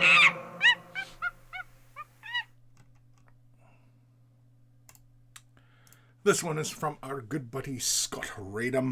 This is a Blood Bowl Goblin. Not much going on today, other than the base. It was all painted in one day. Hammered through many podcasts today, brother. Just testing out the color scheme. Fire away any crits. Thanks, man. And so let's have a peek. I think we only have the one Pikachu. Now, I really enjoy Scott's painting. I like this little goblin from the new Black Orc team. He's probably my favorite goblin in that whole team. I like the pose. I like the sculpt. It's just too darn cute.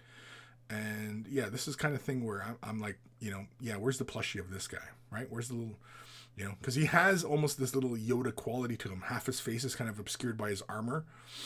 The painting looks good. I mean, it's consistent with how, Scott paints, lots of little layers. I really dig the tone on the face. I think the hands, the inside of the hands could have used this treatment as well. The way you built up the highlights on the face and also with the varying tones within the ears and such. I think that his hands could have used that to bring more attention to the details of his hands being kind of like balled up little fists, right? Also like his belly. His little belly could have been a nice opportunity to create a little separator between his chest armor and his little shorts, I guess. I don't know. Now, mind you, this model, if you're not familiar, this model's small. Like, it's a small little guy. And he's done like really nice work on the eyes. Let's go in with the eyes here. Just make sure I'm on the right frame here. Yeah. Yeah, I really like your work on the eyes. Got that nice little glowy orbiness to them. Yeah, I think like, like how his face is so bright and it, your eyes immediately drawn to it. And I think the hands, the inside of the hands, kind of like, how like folks with darker skin, how the hands are kind of lighter, like the inside of the hands, kind of like that, where his dark green skin, his face is a little bit lighter, the inside of his hands a little, and his belly could have been a little lighter.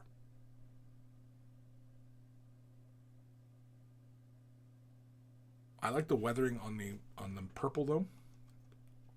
It's very, very subtle. I know recently a while back, Scott was talking about, bringing more punch to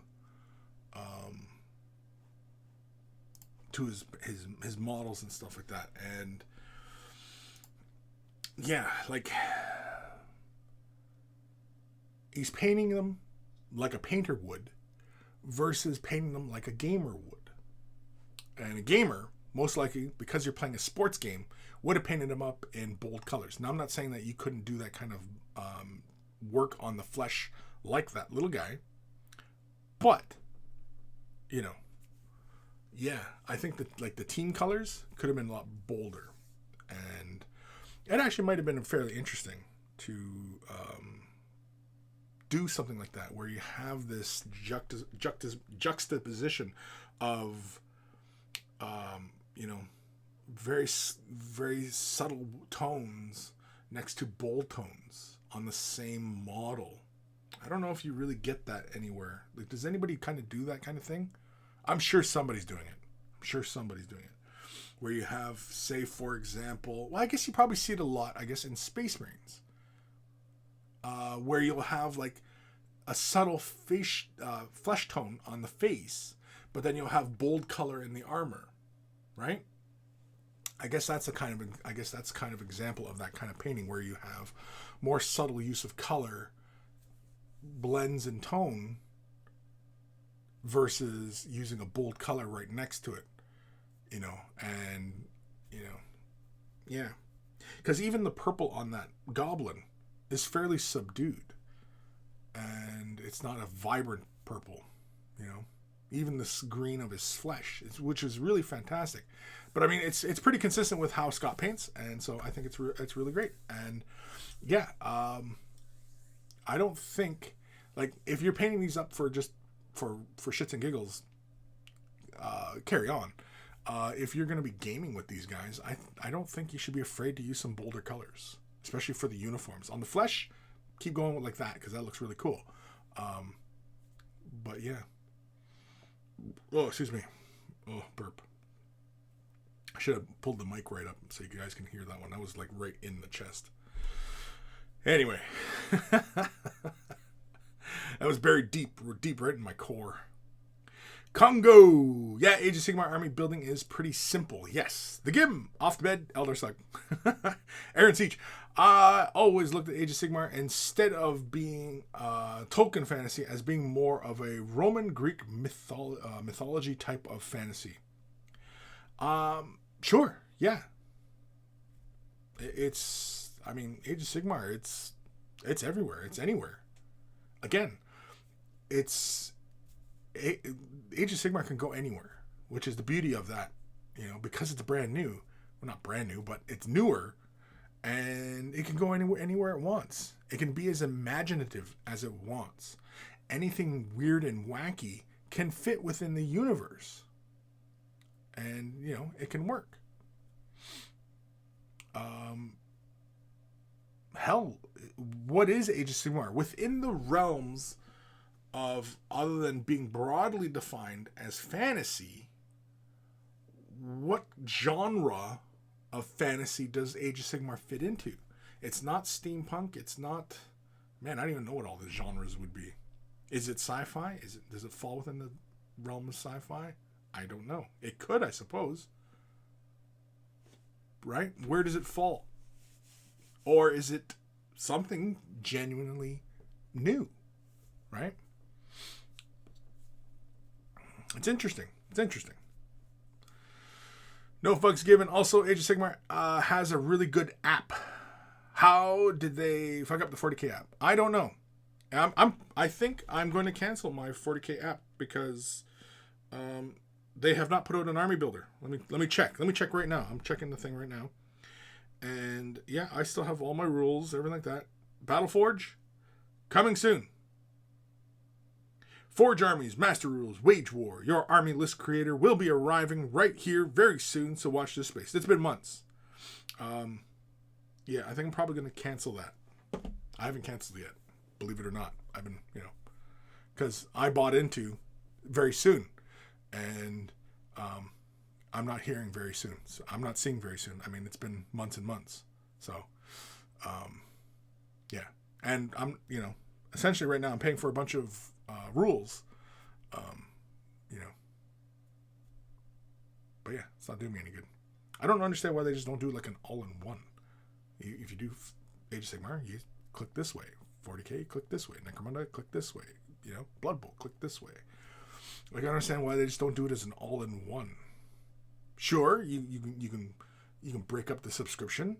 You know, I want to subscribe to the Age of Sigmar stuff. I want to subscribe to the 40k stuff. Blood Bowl, Necromunda. You know what I mean? Like, you know, I don't understand why they can't do that. Have it all as one. Just one app. Bang. Has all my hobby Games Workshop needs.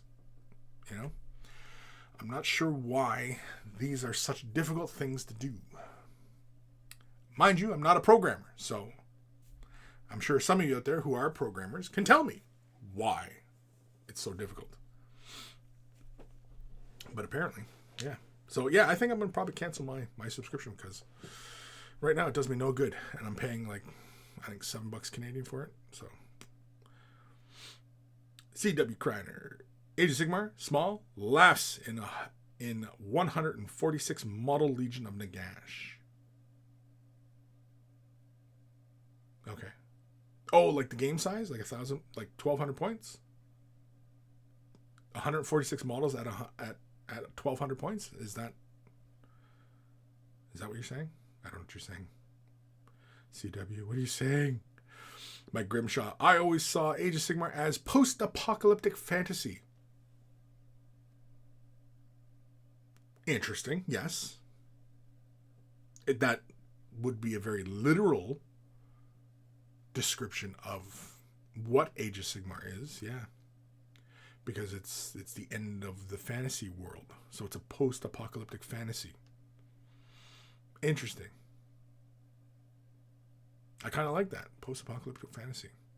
But when we talk post-apocalyptic, we always kind of run into the notion of, like, when we say post-apocalyptic, it's always like our contemporary type times, right? And, you know, the first thing we go to is like, you know, Blade Runner, or not Blade Runner, Mad Max, right? The world is all dried out, blasted, no oceans, and mutants running around, and, you know, cannibalism, shit like that, right? And yeah, so like post-apocalyptic fantasy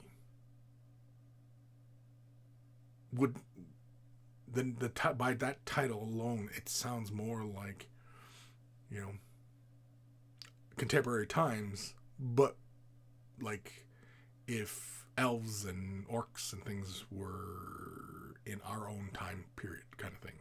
You know what I mean? But I get you. I get the sentiment. Yeah, I like it. But is it apt? I don't know. Aaron Seach, perhaps GW should consult Battlescribe on how to build a list builder for their app. Oh, wait. Or why not? I don't understand why they don't just do the simplest thing. The simplest thing would be to just buy Battlescribe. Just buy it. And then change it. And you kill two birds with one stone. Right? Like, why not? Ruben Matnoff, we're talking about a company that thinks forcing you to buy a physical book to get access to digital rules is the way to go. True. That is very true. That, again, it is that kind of thinking that, yeah, you got to question, right? It's these antiquated, you know, not moving with the times kind of thing. And it seems like they were kind of getting with the times, but I think it was just, even that was you know, like pulling hair and pulling teeth kind of thing. It was, yeah. Because, yeah, getting a physical book gets you the digital rules as a good way to go. Yeah. When that should have already been the case. When you buy the book, physical book, you automatically get all of the digital shit, right? Because that's what, like, you know, anybody who still buys Blu-rays, you even get, like, the backward compatible DVD in it as well as the code for downloading the movie so that you can put it on your phone and watch it. You know what I mean? Like, it should have already been, because you already pay a high enough price for the physical copy. So, you know, yeah. Ruben, there is no logic there, just behind the times. I canceled my subscription 2 months in. Yeah, I'm probably going to cancel mine. I think so. Because it's doing me no good. You know, and me, I'm a physical media kind of guy. I like having the books, so I'll probably still continue to buy books that I need rather than having the entire library available, which I thought was kind of nice. But for its price, and I'm with no army builder, so there's no reason for me to really have the app as is right now, paying for a subscription to have access to rules when most likely I'll only ever have my codex in front of me, when really all I realistically wanted was an army builder.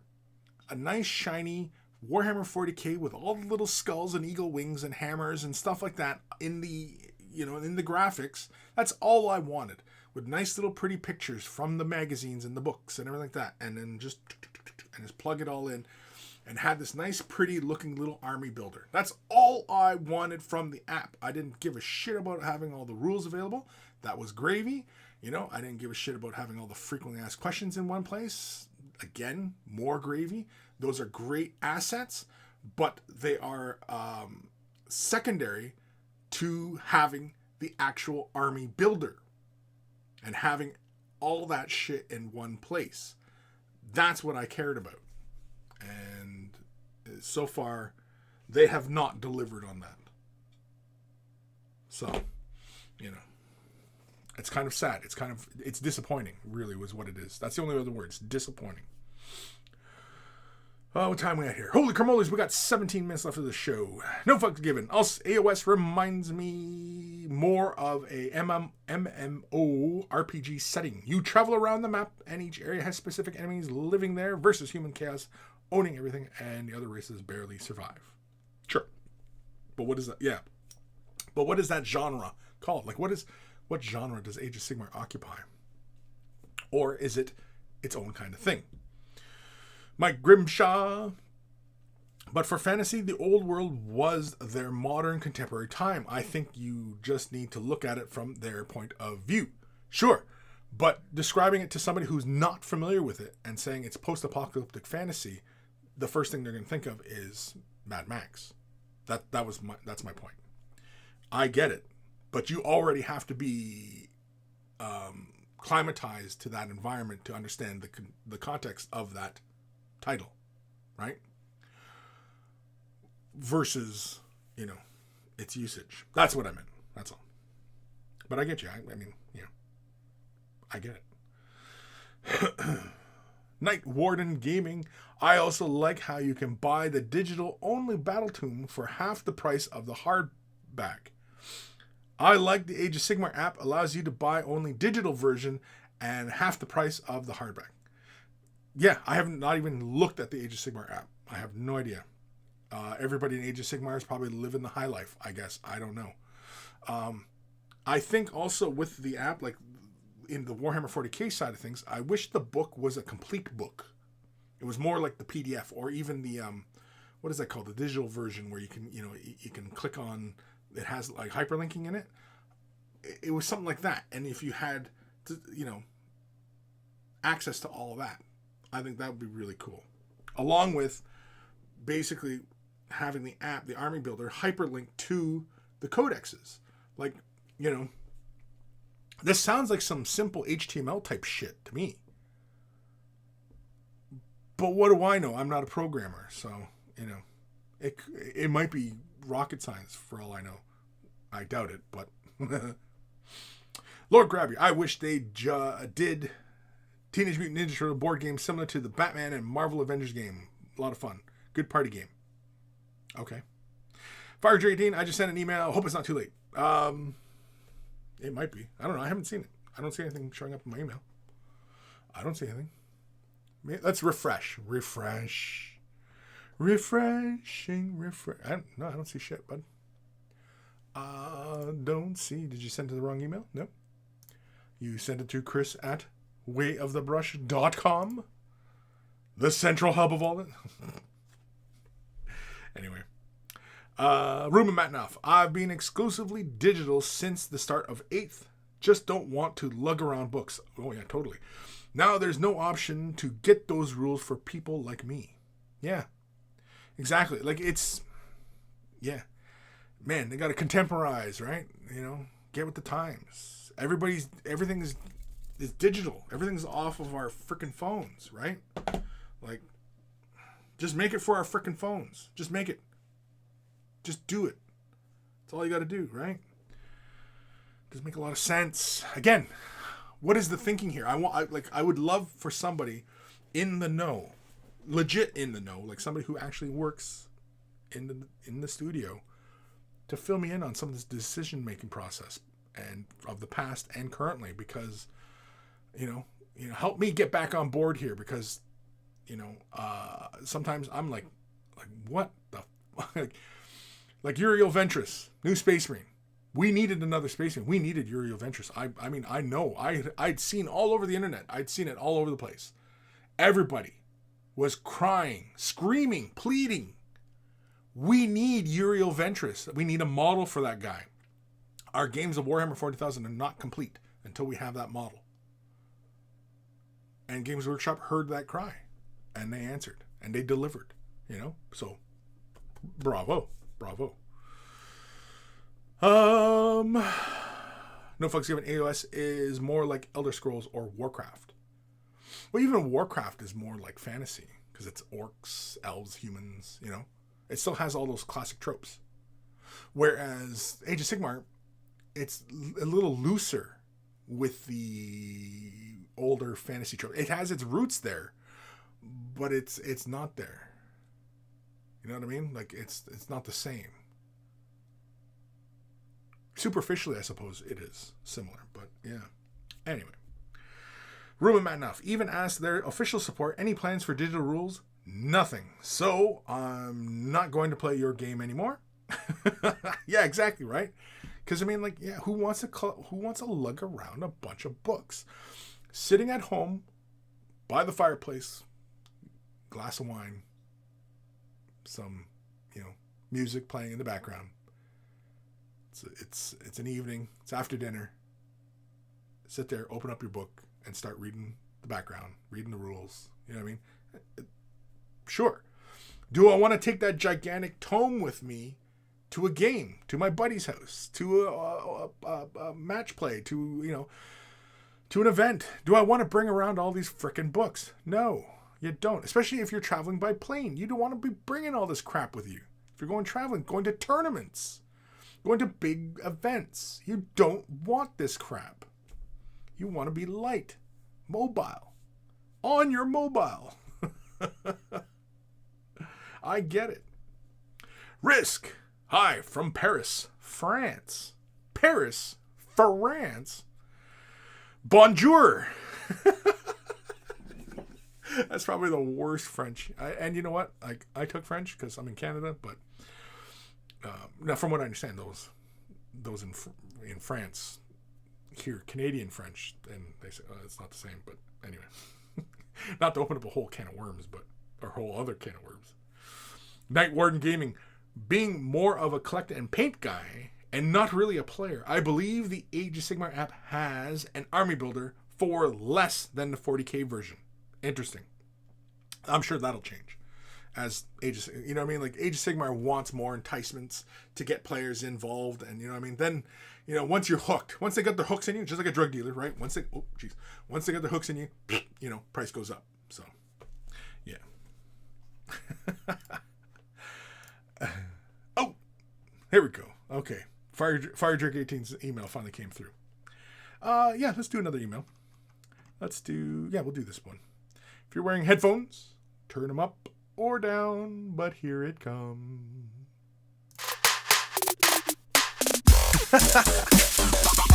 email time. Email time.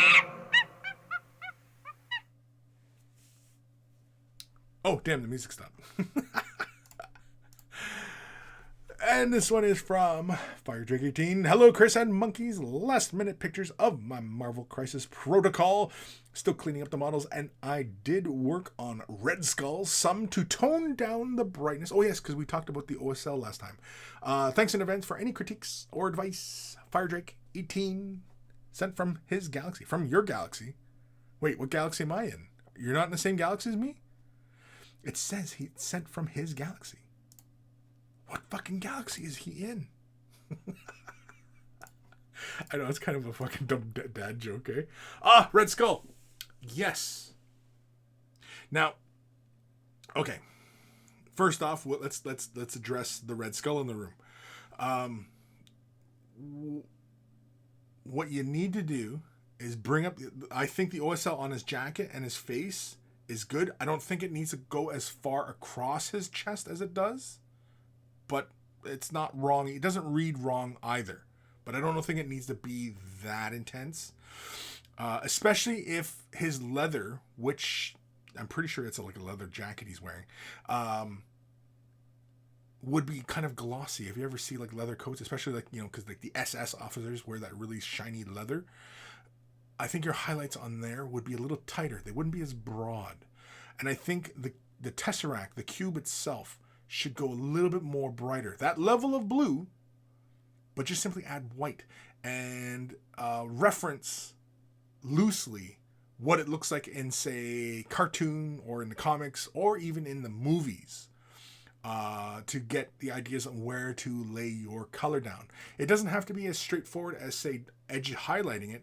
It could be as simple as just adding a little bit more intensity into the middles or in the upper corners, or, you know what I mean?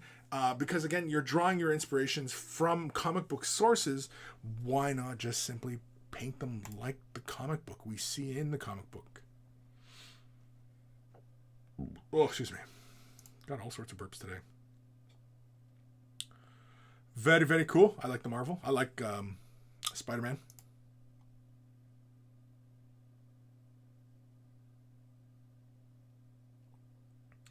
Definitely looks, reads a lot better toned down like this. I do like a little bit of the blue on his face.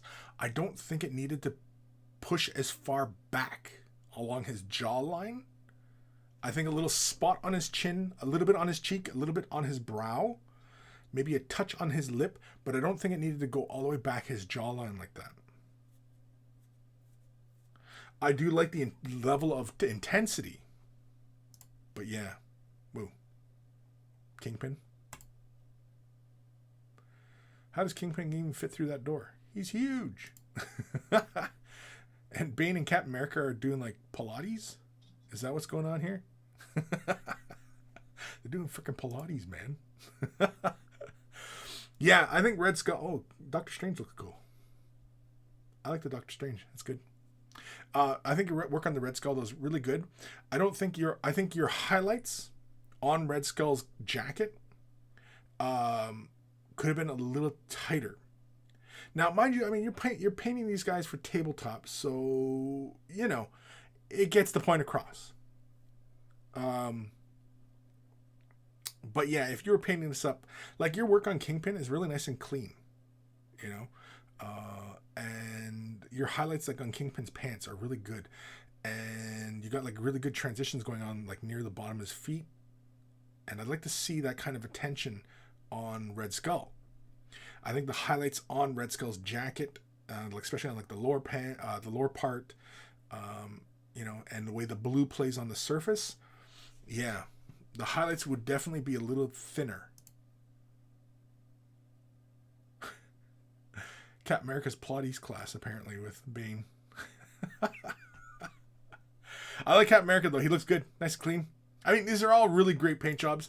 I realize that, you know, you're mostly painting these up for play, and I think they look fantastic. And so thanks, Fire Drake, for sending those in. Awesome stuff. And, you know, please send more. Send more. Keep us up to date on your painting progress.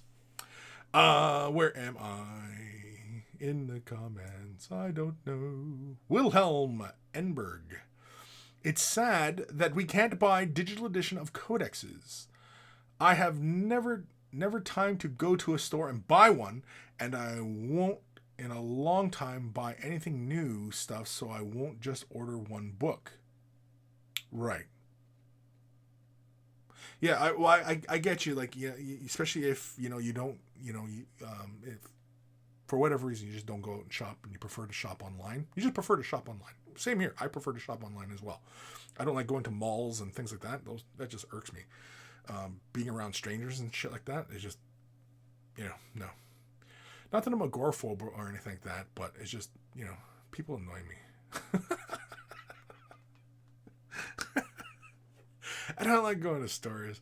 And I sure as shit, I just don't want to deal with people answering questions and just, it's annoying. Sorry, my daughter sent me a message. My wife and daughter are out. I didn't even know they were out. I thought they were still upstairs. Anyway, so I get it, that you don't want to go out. And yeah, the online shopping experience from Games Workshop should be smooth sailing across the board for anybody and everybody, right? And, if you want the digital version of something, it should be easy. Remember I was going through, the Black Library. The GW main site is different than Black Library's site, yet you can buy both shit on both things. And it's why doesn't the link on Games Workshop, the main Games Workshop site, point me to the Black Library and put me to Black Library and then do everything from Black Library? Wouldn't they be able to keep track of, sales and potential sales and how many page visits things are getting? I don't understand. Again, I don't understand these thought processes, I don't understand them. Again, I kind of wish somebody on the inside would fill me in on why certain things occur the way they do. Lord Krabby, I really love Morathi. Also, the model line for Age of Sigmar is effing gorgeous. Love the model character, and the new trailer was dope. GW do Age of Sigmar movie, like their version of WoW. Wow. Oh, man, I saw another video like that. Owen Wilson, I can't remember what the hell it was. Oh, it was every time John Wick shot somebody, it went wow. And so the scenes are John Wick flipping around. Wow, wow, wow, wow, wow. Yeah, after about a minute, you're like, oh my God, I can't take this anymore. At first you're laughing, but then after about, 10 seconds of it, you're like, oh, okay, I'm done. I can't watch a whole movie like this. Wow, wow, wow. Aaron Seach, I think I may have to pick up the Red Skull Mini just so I can do a pinhead conversion. Nice work. Ooh, yeah. Yeah, that'd be really fun. Would you just paint the little indication of nails, or would you actually try and put little nails in his head? If you actually put little pins in his head, you got to do it now. You got to do it. I mean, yeah. You got to do it now. Yeah. But yeah, so Fire Drake, yeah, thanks, Aaron. Yeah, really good work. I think pulling back the OSL on Red Skull, good choice. Again, when you're looking at the model and you see the Tesseract in his hand, right? I mean, I wish...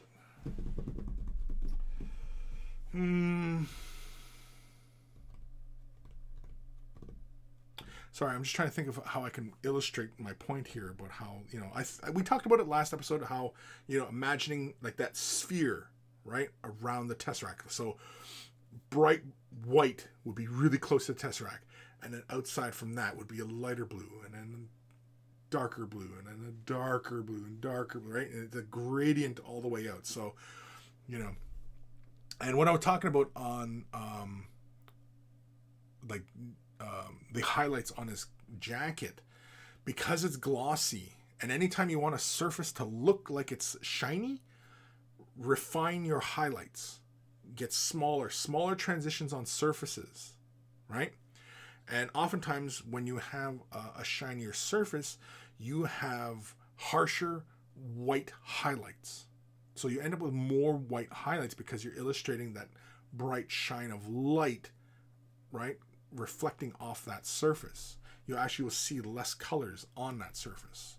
You'd still see colors, but it wouldn't be, whereas if it was a matte surface and it's absorbing all that light and it's reflecting, less of the light actually, then, or is it absorbing more of the light? I can't remember. But either way, the way your eye is reading it, you would if it was a matte surface, you would see more of that colored light on that surface, as opposed to in the highlights, you would still see more of the black of the coat, as it were.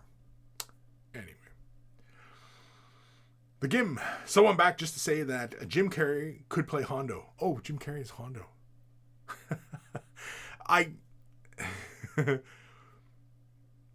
It would be very, very fun.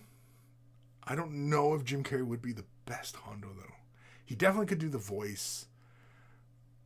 But does Jim Carrey play a scumbag much? Or could he be a scummy-like character? Because another one who could do it would be like Michael Keaton. Michael Keaton also could make a great Hondo, right? Somebody who's likable, charming, yet can be villainous, you know? Anyway. He just has the right body type and charisma. He just needs to keep his Ace Ventura persona in check. No talking out of his ass. Yeah, I don't know if we need Hondo, you know. Ah, sola mio. Oh, sada mia. Anyway, Fire Joke 18, I think you go full nail. Yeah, do full nails on the head, yeah. Lord Krabby, but I mean WoW as World of Warcraft. Right, World of Warcraft. Or you mean like World of Warcraft, like the game World of Warcraft, not the Warcraft universe. I don't know what you mean. I thought I knew what you mean, but I don't know what you mean. Anyway. Aaron Seach, I have a pin vise. I could totally drill in tiny holes and probably use some thin wire for the nails. Oof. Yeah, if you try it, bud, you got to send me pics, because I'm there for it. I support. That sounds like a challenge, man. That sounds like a challenge. Lord Krabby, be a beautiful movie. Sure. Yeah, definitely. John J, is that a secret lab chair you got there, Kris? Secret lab? No. What the hell was this chair?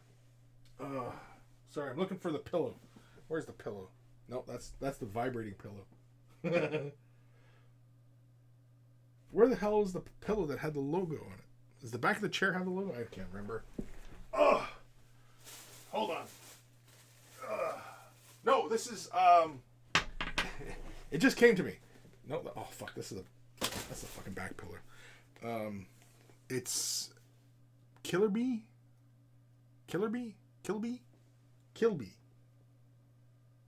Something Bee. Killer Bee? I think it was Killer Bee. Yeah. Something like that. I don't know. Anyway. Yeah, I've been asked about this chair a couple times. It's comfy. You know, it doesn't make a lot of noise. It holds my weight. This one was rated for 300 pounds because I'm not sure exactly what I weigh. I don't weigh myself. But I know I'm a big fat guy. And, you know, I needs me a good, decent chair to support my ample girth. I need a big fat chair for a big fat guy. Anyway. Fire Drake 18. Number 23, one of my favorite Jim Carrey films. You know what? I've never watched that one. The Gim. I could get behind Michael Keaton too. Beetlejuice in space. Yeah, exactly, right? Beetlejuice in space. But not quite all the way to Beetlejuice. But kind of, right? I mean, you know, he's charmingly gonna stab you in the back, kind of thing, right? You know that he's dangerous and you can't trust him, but you gotta trust him this time. And he swears he's not gonna stab you in the back, but you know full well he's going to stab you in the back. You know what I mean? He's that kind of guy. You know, it's just he's hilarious to be around. He's funny. He sometimes does nice things for you. He does pretend to have a code of honor, and yet you know damn well, given the opportunity, he's going to stab you in the back. Lord Krabby, no, there was a movie, World of Warcraft. Right, yeah, I saw. Yeah, the Warcraft movie. I saw it. I liked it. I thought the human side of the story was fucking boring as shit. The orc side was far more compelling. I would have tuned in for that entire story alone. Just the story of the orcs and like the whole thing with them, and you know what I mean. The human side of stuff with all the actors and everything, that was boring as shit, and like didn't go anywhere. Like, You know what I mean? Like, at least on the orc side of the story, there was consequences and, you know, a compelling story there, and interesting and tragic, you know. But the human side, fucking boring. Like, it was dull. And that was the majority of the movie. Fire Drink Teen. We're not fat, we're fluffy. Sorry, yes, we're fluffy. Fluffy. Lord Krabby. It was cinema movie, came out a little while ago. Yeah, the Warcraft movie. I saw it. Krabby, I know. I hear you. I know. I get the feeling you want to talk about Warcraft the movie. I get that feeling, Krabby. Are we talking about the Warcraft movie? What time are we at here? Holy crap, we're 7 minutes OT. We're not talking shit about Warcraft. It was garbage. It was hot garbage. No. Lord Krabby's like, fuck you. It was hot garbage. It was hot garbage. It was hot garbage. Warcraft. The GIMP. Warcraft movie needed to come out a decade earlier and more. Definitely. Definitely. I agree. But, you know, like the Horde story. Yeah. The orc side of that movie, I liked it. I was on board. It was interesting. And I found that the voice acting, along with the character animations, far better than anything that was going on the acting side of things for the human side of the story. It was just, you know, the only saving grace was Buddy, the magician. I can't remember the actor's name. He's a great actor. And, you know, but even still, he was, you know, he felt underutilized. You know what I mean? The main character guy, I can't remember what that actor's name is. Generic. It was generic. The orc side of things was far more interesting. It told a far more interesting story, far more compelling, far more heartfelt, and insightful. You know? Like, we got to see inside, you know, a little bit of orc culture. On the human side of things, what did we see? You know, it was human side of things. We didn't get to see the relationship between the elves and the humans. You already have to come into this movie knowing about Warcraft. Now, mind you, that's a big draw for it. But I mean, everybody who's like, well, is it fantasy? Like, is it like Lord of the Rings kind of fantasy, or you know what I mean? Like, what are we in for, right? So, yeah.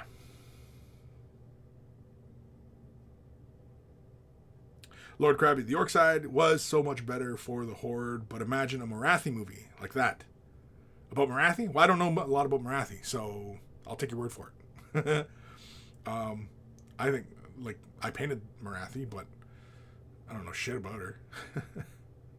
Evan Belleau, worst movie, Gods of Egypt or Warcraft? Franchise failures, both. Well, I watched Warcraft all the way through, and I liked the orc side of the story of that movie. So, and Gods of Egypt, I did not finish. So, and I have yet to finish it. And I don't want to finish it. And my son is trying to punish me by telling me that I have to finish it. And, no, I'm not. So, that should tell you right there. That's your answer. Gods of Egypt or Warcraft, which was the worst movie? I think Gods of Egypt. At least Warcraft told, 45% of the time, it told a better story than Gods of Egypt did. Right? The orc side of Warcraft was far better than Gods of Egypt. The orc side of Warcraft would have looked like Oscar-worthy type of storytelling compared to Gods of Egypt. So, yeah. Man, we've been shitting on things all day today, eh? That should have been titled the show. We just shit on things. We're not changing the title now. We're keeping the title as is. Because we need more Primaris. We need more Primaris. Just like we need more Gods of Egypt, we need more Primaris. If you're brand new to this hobby, you want some help with the color scheme, or you just need help with a particular technique, or you just want to show off what you're working on, maybe a commission painting service, whatever it is, send your emails to Kris@wavethebrush.com. It is in the description below, as well as a link to wavethebrush.com. Central hub of all this silliness. I completely stammered through that. Central hub of all this silliness has links to all the social medias, as well as Discord. Join us on Discord. It's a lot of fun. We keep the conversations rolling there 24/7. Of course, some of the conversations are just, I don't know, whatever the hell they're talking about. But join us on Discord. It's a lot of fun. And of course, you know, if you're asking your questions on the Discord, myself and a lot of the monkeys are more than happy to help out. So feel free. It's a nice little community we've built there. It's helpful, and it's mostly safe. It's a little weird, but it's mostly safe. The monkeys are behind cages. They might occasionally fling poo, but, you know, who in this world has not gone in their entire life without getting a little bit of poo on themselves? Like, honestly, come on, be honest. You've gotten poo on yourself. You know damn well you have. Way the Brush also has links for t-shirts. You want to get yourself a t-shirt? Look like a connoisseur of all that is good and holy in this world. They're wearing a Way the Brush t-shirt. Or you can click down below in this video. If you're on YouTube, the t-shirts will show up just down below the video in the description. Because I didn't know I could do that, and apparently I should have been doing that for ages. But anyway, if you purchase yourself a shirt, send a picture of yourself in your shirt, and I will add it to the Monkey Shrine. Be it a tasteful pic. No dick pics. Just no dick pics, please. Even if it's in the shirt. No dick pics, please. Also on waythebrush.com is a link for Patreon. I'm independent these days. It's how I keep these lights on. All these pretty colorful lights. It's how I keep these on. It's how I survive. And you want to help me continue to grow and make a better channel and make a better experience. Patreon's how it's going to happen. Huge thank you to all my patrons. Without your support, wouldn't have made it this far. And hopefully all you new patrons, you're enjoying yourself and finding it helpful and finding it insightful and maybe a little bit entertaining. I don't know. I don't know why people join. Why do people join my Patreon? Bunch of weirdos out there. So anyway, if you want to be part of a collective of weirdos, join the Patreon. If you're not able to support monetarily, i.e. money, thumbing up the video, liking, commenting, subscribing, and all those other things help the channel as well. And it doesn't cost you anything, just costs a couple clicks of a button, and you're helping me out a great deal. So a huge thank you to everybody who does that. And of course, thank yous. Big thank you to Carl, a.k.a. Guymere Allfair, a.k.a. Beer and Blood Bowl. That's his YouTube channel. Check him out. If you love yourself some beer, you love yourself some Blood Bowl. We always take the time to thank Carl, even though he is no longer with us, for taking the time out of his busy day to create the email jingles that play before the email segments of the show. So always much love to Carl. And of course, speaking of love, much love to my baby brother, Evan, for creating the intro, outro music that plays the begin and end of the show. So always much love to my baby bro, Evan, for being such a creative and brilliant musician. Creative, brilliant, what else? Charismatic. Although he's good for a laugh too, though. But anyway, yeah. And if you're into rare comics, EB Comics, it's in the description below. He has your rare comic hookup. Hookup? Yeah, it's kind of like it's kind of like Tinder or Grindr. It's like Grindr for comic books. Oh man, my brother's probably like, why the hell am I getting Grindr requests about comics? I don't understand. Oh man, again, no dick pics. Sideways glance. Fuck off, dude. Don't send dick pics. Don't. I'm turning my phone off. Assholes are not sending me any dick pics. All right. We can't go any lower than that. We talked about some bullshit today, and we've questioned a lot of things. So hopefully we're going forward in our day with new thoughts in our head, new questions. Maybe some questions were answered. I don't know. It's Saturday. Let's enjoy the rest of our day. Maybe you're getting some hobbying done. Hopefully you are. If you're not, you're just listening along to this random BS. I don't know, but oh man, I don't think we can go any lower than that. Afternoon, monkeys. Sci-Fu and fellow monkeys. Is it too late for a quick email? Yes, it is too late, Iron Addict, because it's 17 minutes OT. I'm done for the day. My heater's on. It's blasting hot air at me. I'm in my basement, by the way. In case anybody was wondering or cared. Nobody cares. Sorry, there's a hair going right in my mouth. I can see it in this camera here. Look at that.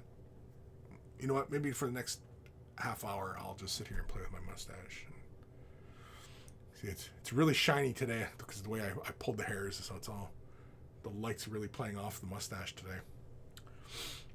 Nobody noticed that the hair here is gone. Nobody noticed. I wonder how many people would notice if I shaved the mustache off. I'm not going to say anything. I'm not going to make a big deal about it. I'm just going to shave it off one day. I'm halfway there, people. Right? The chin hairs are gone. They're gone, people. Who knows when this will disappear?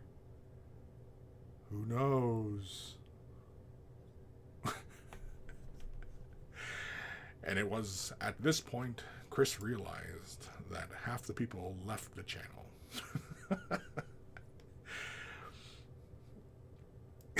Fire Drinking Dude, turning off the phone only delays the inevitable. It means dip pics later. David Brunfeld, we need to send him pics of us in Way the Brush with the word dick in place on paper in the background. That's okay. That's okay. Yeah, that's fine. We'll see. Damn, I was late. Hey, Kris, any upcoming comics, movies, TV shows you're excited for? 2020 has been bad. Finding out upcoming things to look forward to really helps. Well, I mean, movies, I was looking forward to the Wonder Woman and Dune and some other stuff. Apparently, they're going to be showing up on HBO Max, but HBO Max is not available in Canada, so I'm not going to be able to stream those, which is a pain in the ass. As far as books are concerned, well, I recently just picked up a Black Library book, the omnibus of the Path of the Eldar series.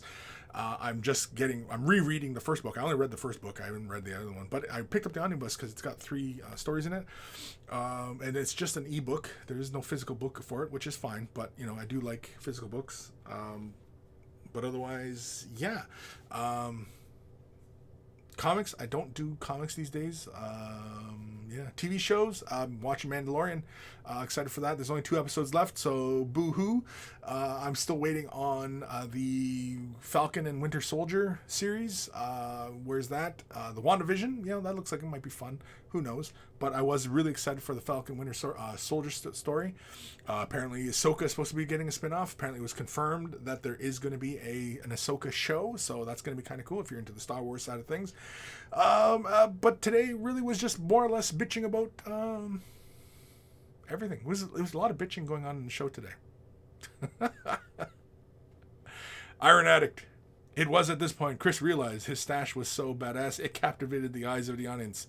No homo. Okay, wait. Okay, one final little thing here. Okay, I'm probably screaming into my mic here at this point. It was at this point Kris realized his stash was so badass it captivated the eyes of his audience. No homo. That's me doing oops, sorry, I'm screaming again. That's me doing a Morgan Freeman type voice. Here, I'll just read everybody's comments. Mike Grimshaw. Falcon and Winter Soldier got delayed due to the vid. The COVID. Anyway, I can't do that the entire time. I lied. I can't do that the entire time. We'll see. I picked up 3 Jokers TBP for Xmas gift. It's a good new Batman book. Nice, Freeman. Alrighty, folks. I'm getting the hell out of here. Again, my heater kicked in again. It's not really not that cold. It's like that light, fluffy snow coming down. For anybody who experiences 4 seasons, anybody who lives in warm weather. So, yeah. I'm going to go get some lunch. You know what? I'm getting kind of hungry, too. That's what my daughter messaged me about. They're coming home with food. I don't hear any movement, though, so I need food. I'm hungry. I need to feed. Otherwise, I start shaking like Ozzy Osbourne. Fucking Jabba. Alrighty, I'm out of here. Take care of those brushes. They'll take care of you, and I will see you guys next week. Yeah, we might do one more show. Like I said at the beginning of this show, we might do one more, and then we might take a break until next year. So I might see you guys next year. Who knows? Who knows? It depends on how busy I get with stuff, and I might need to take a break and concentrate on some other stuff. And yeah, so reasons, just reasons, just reasons. Alrighty. Ciao.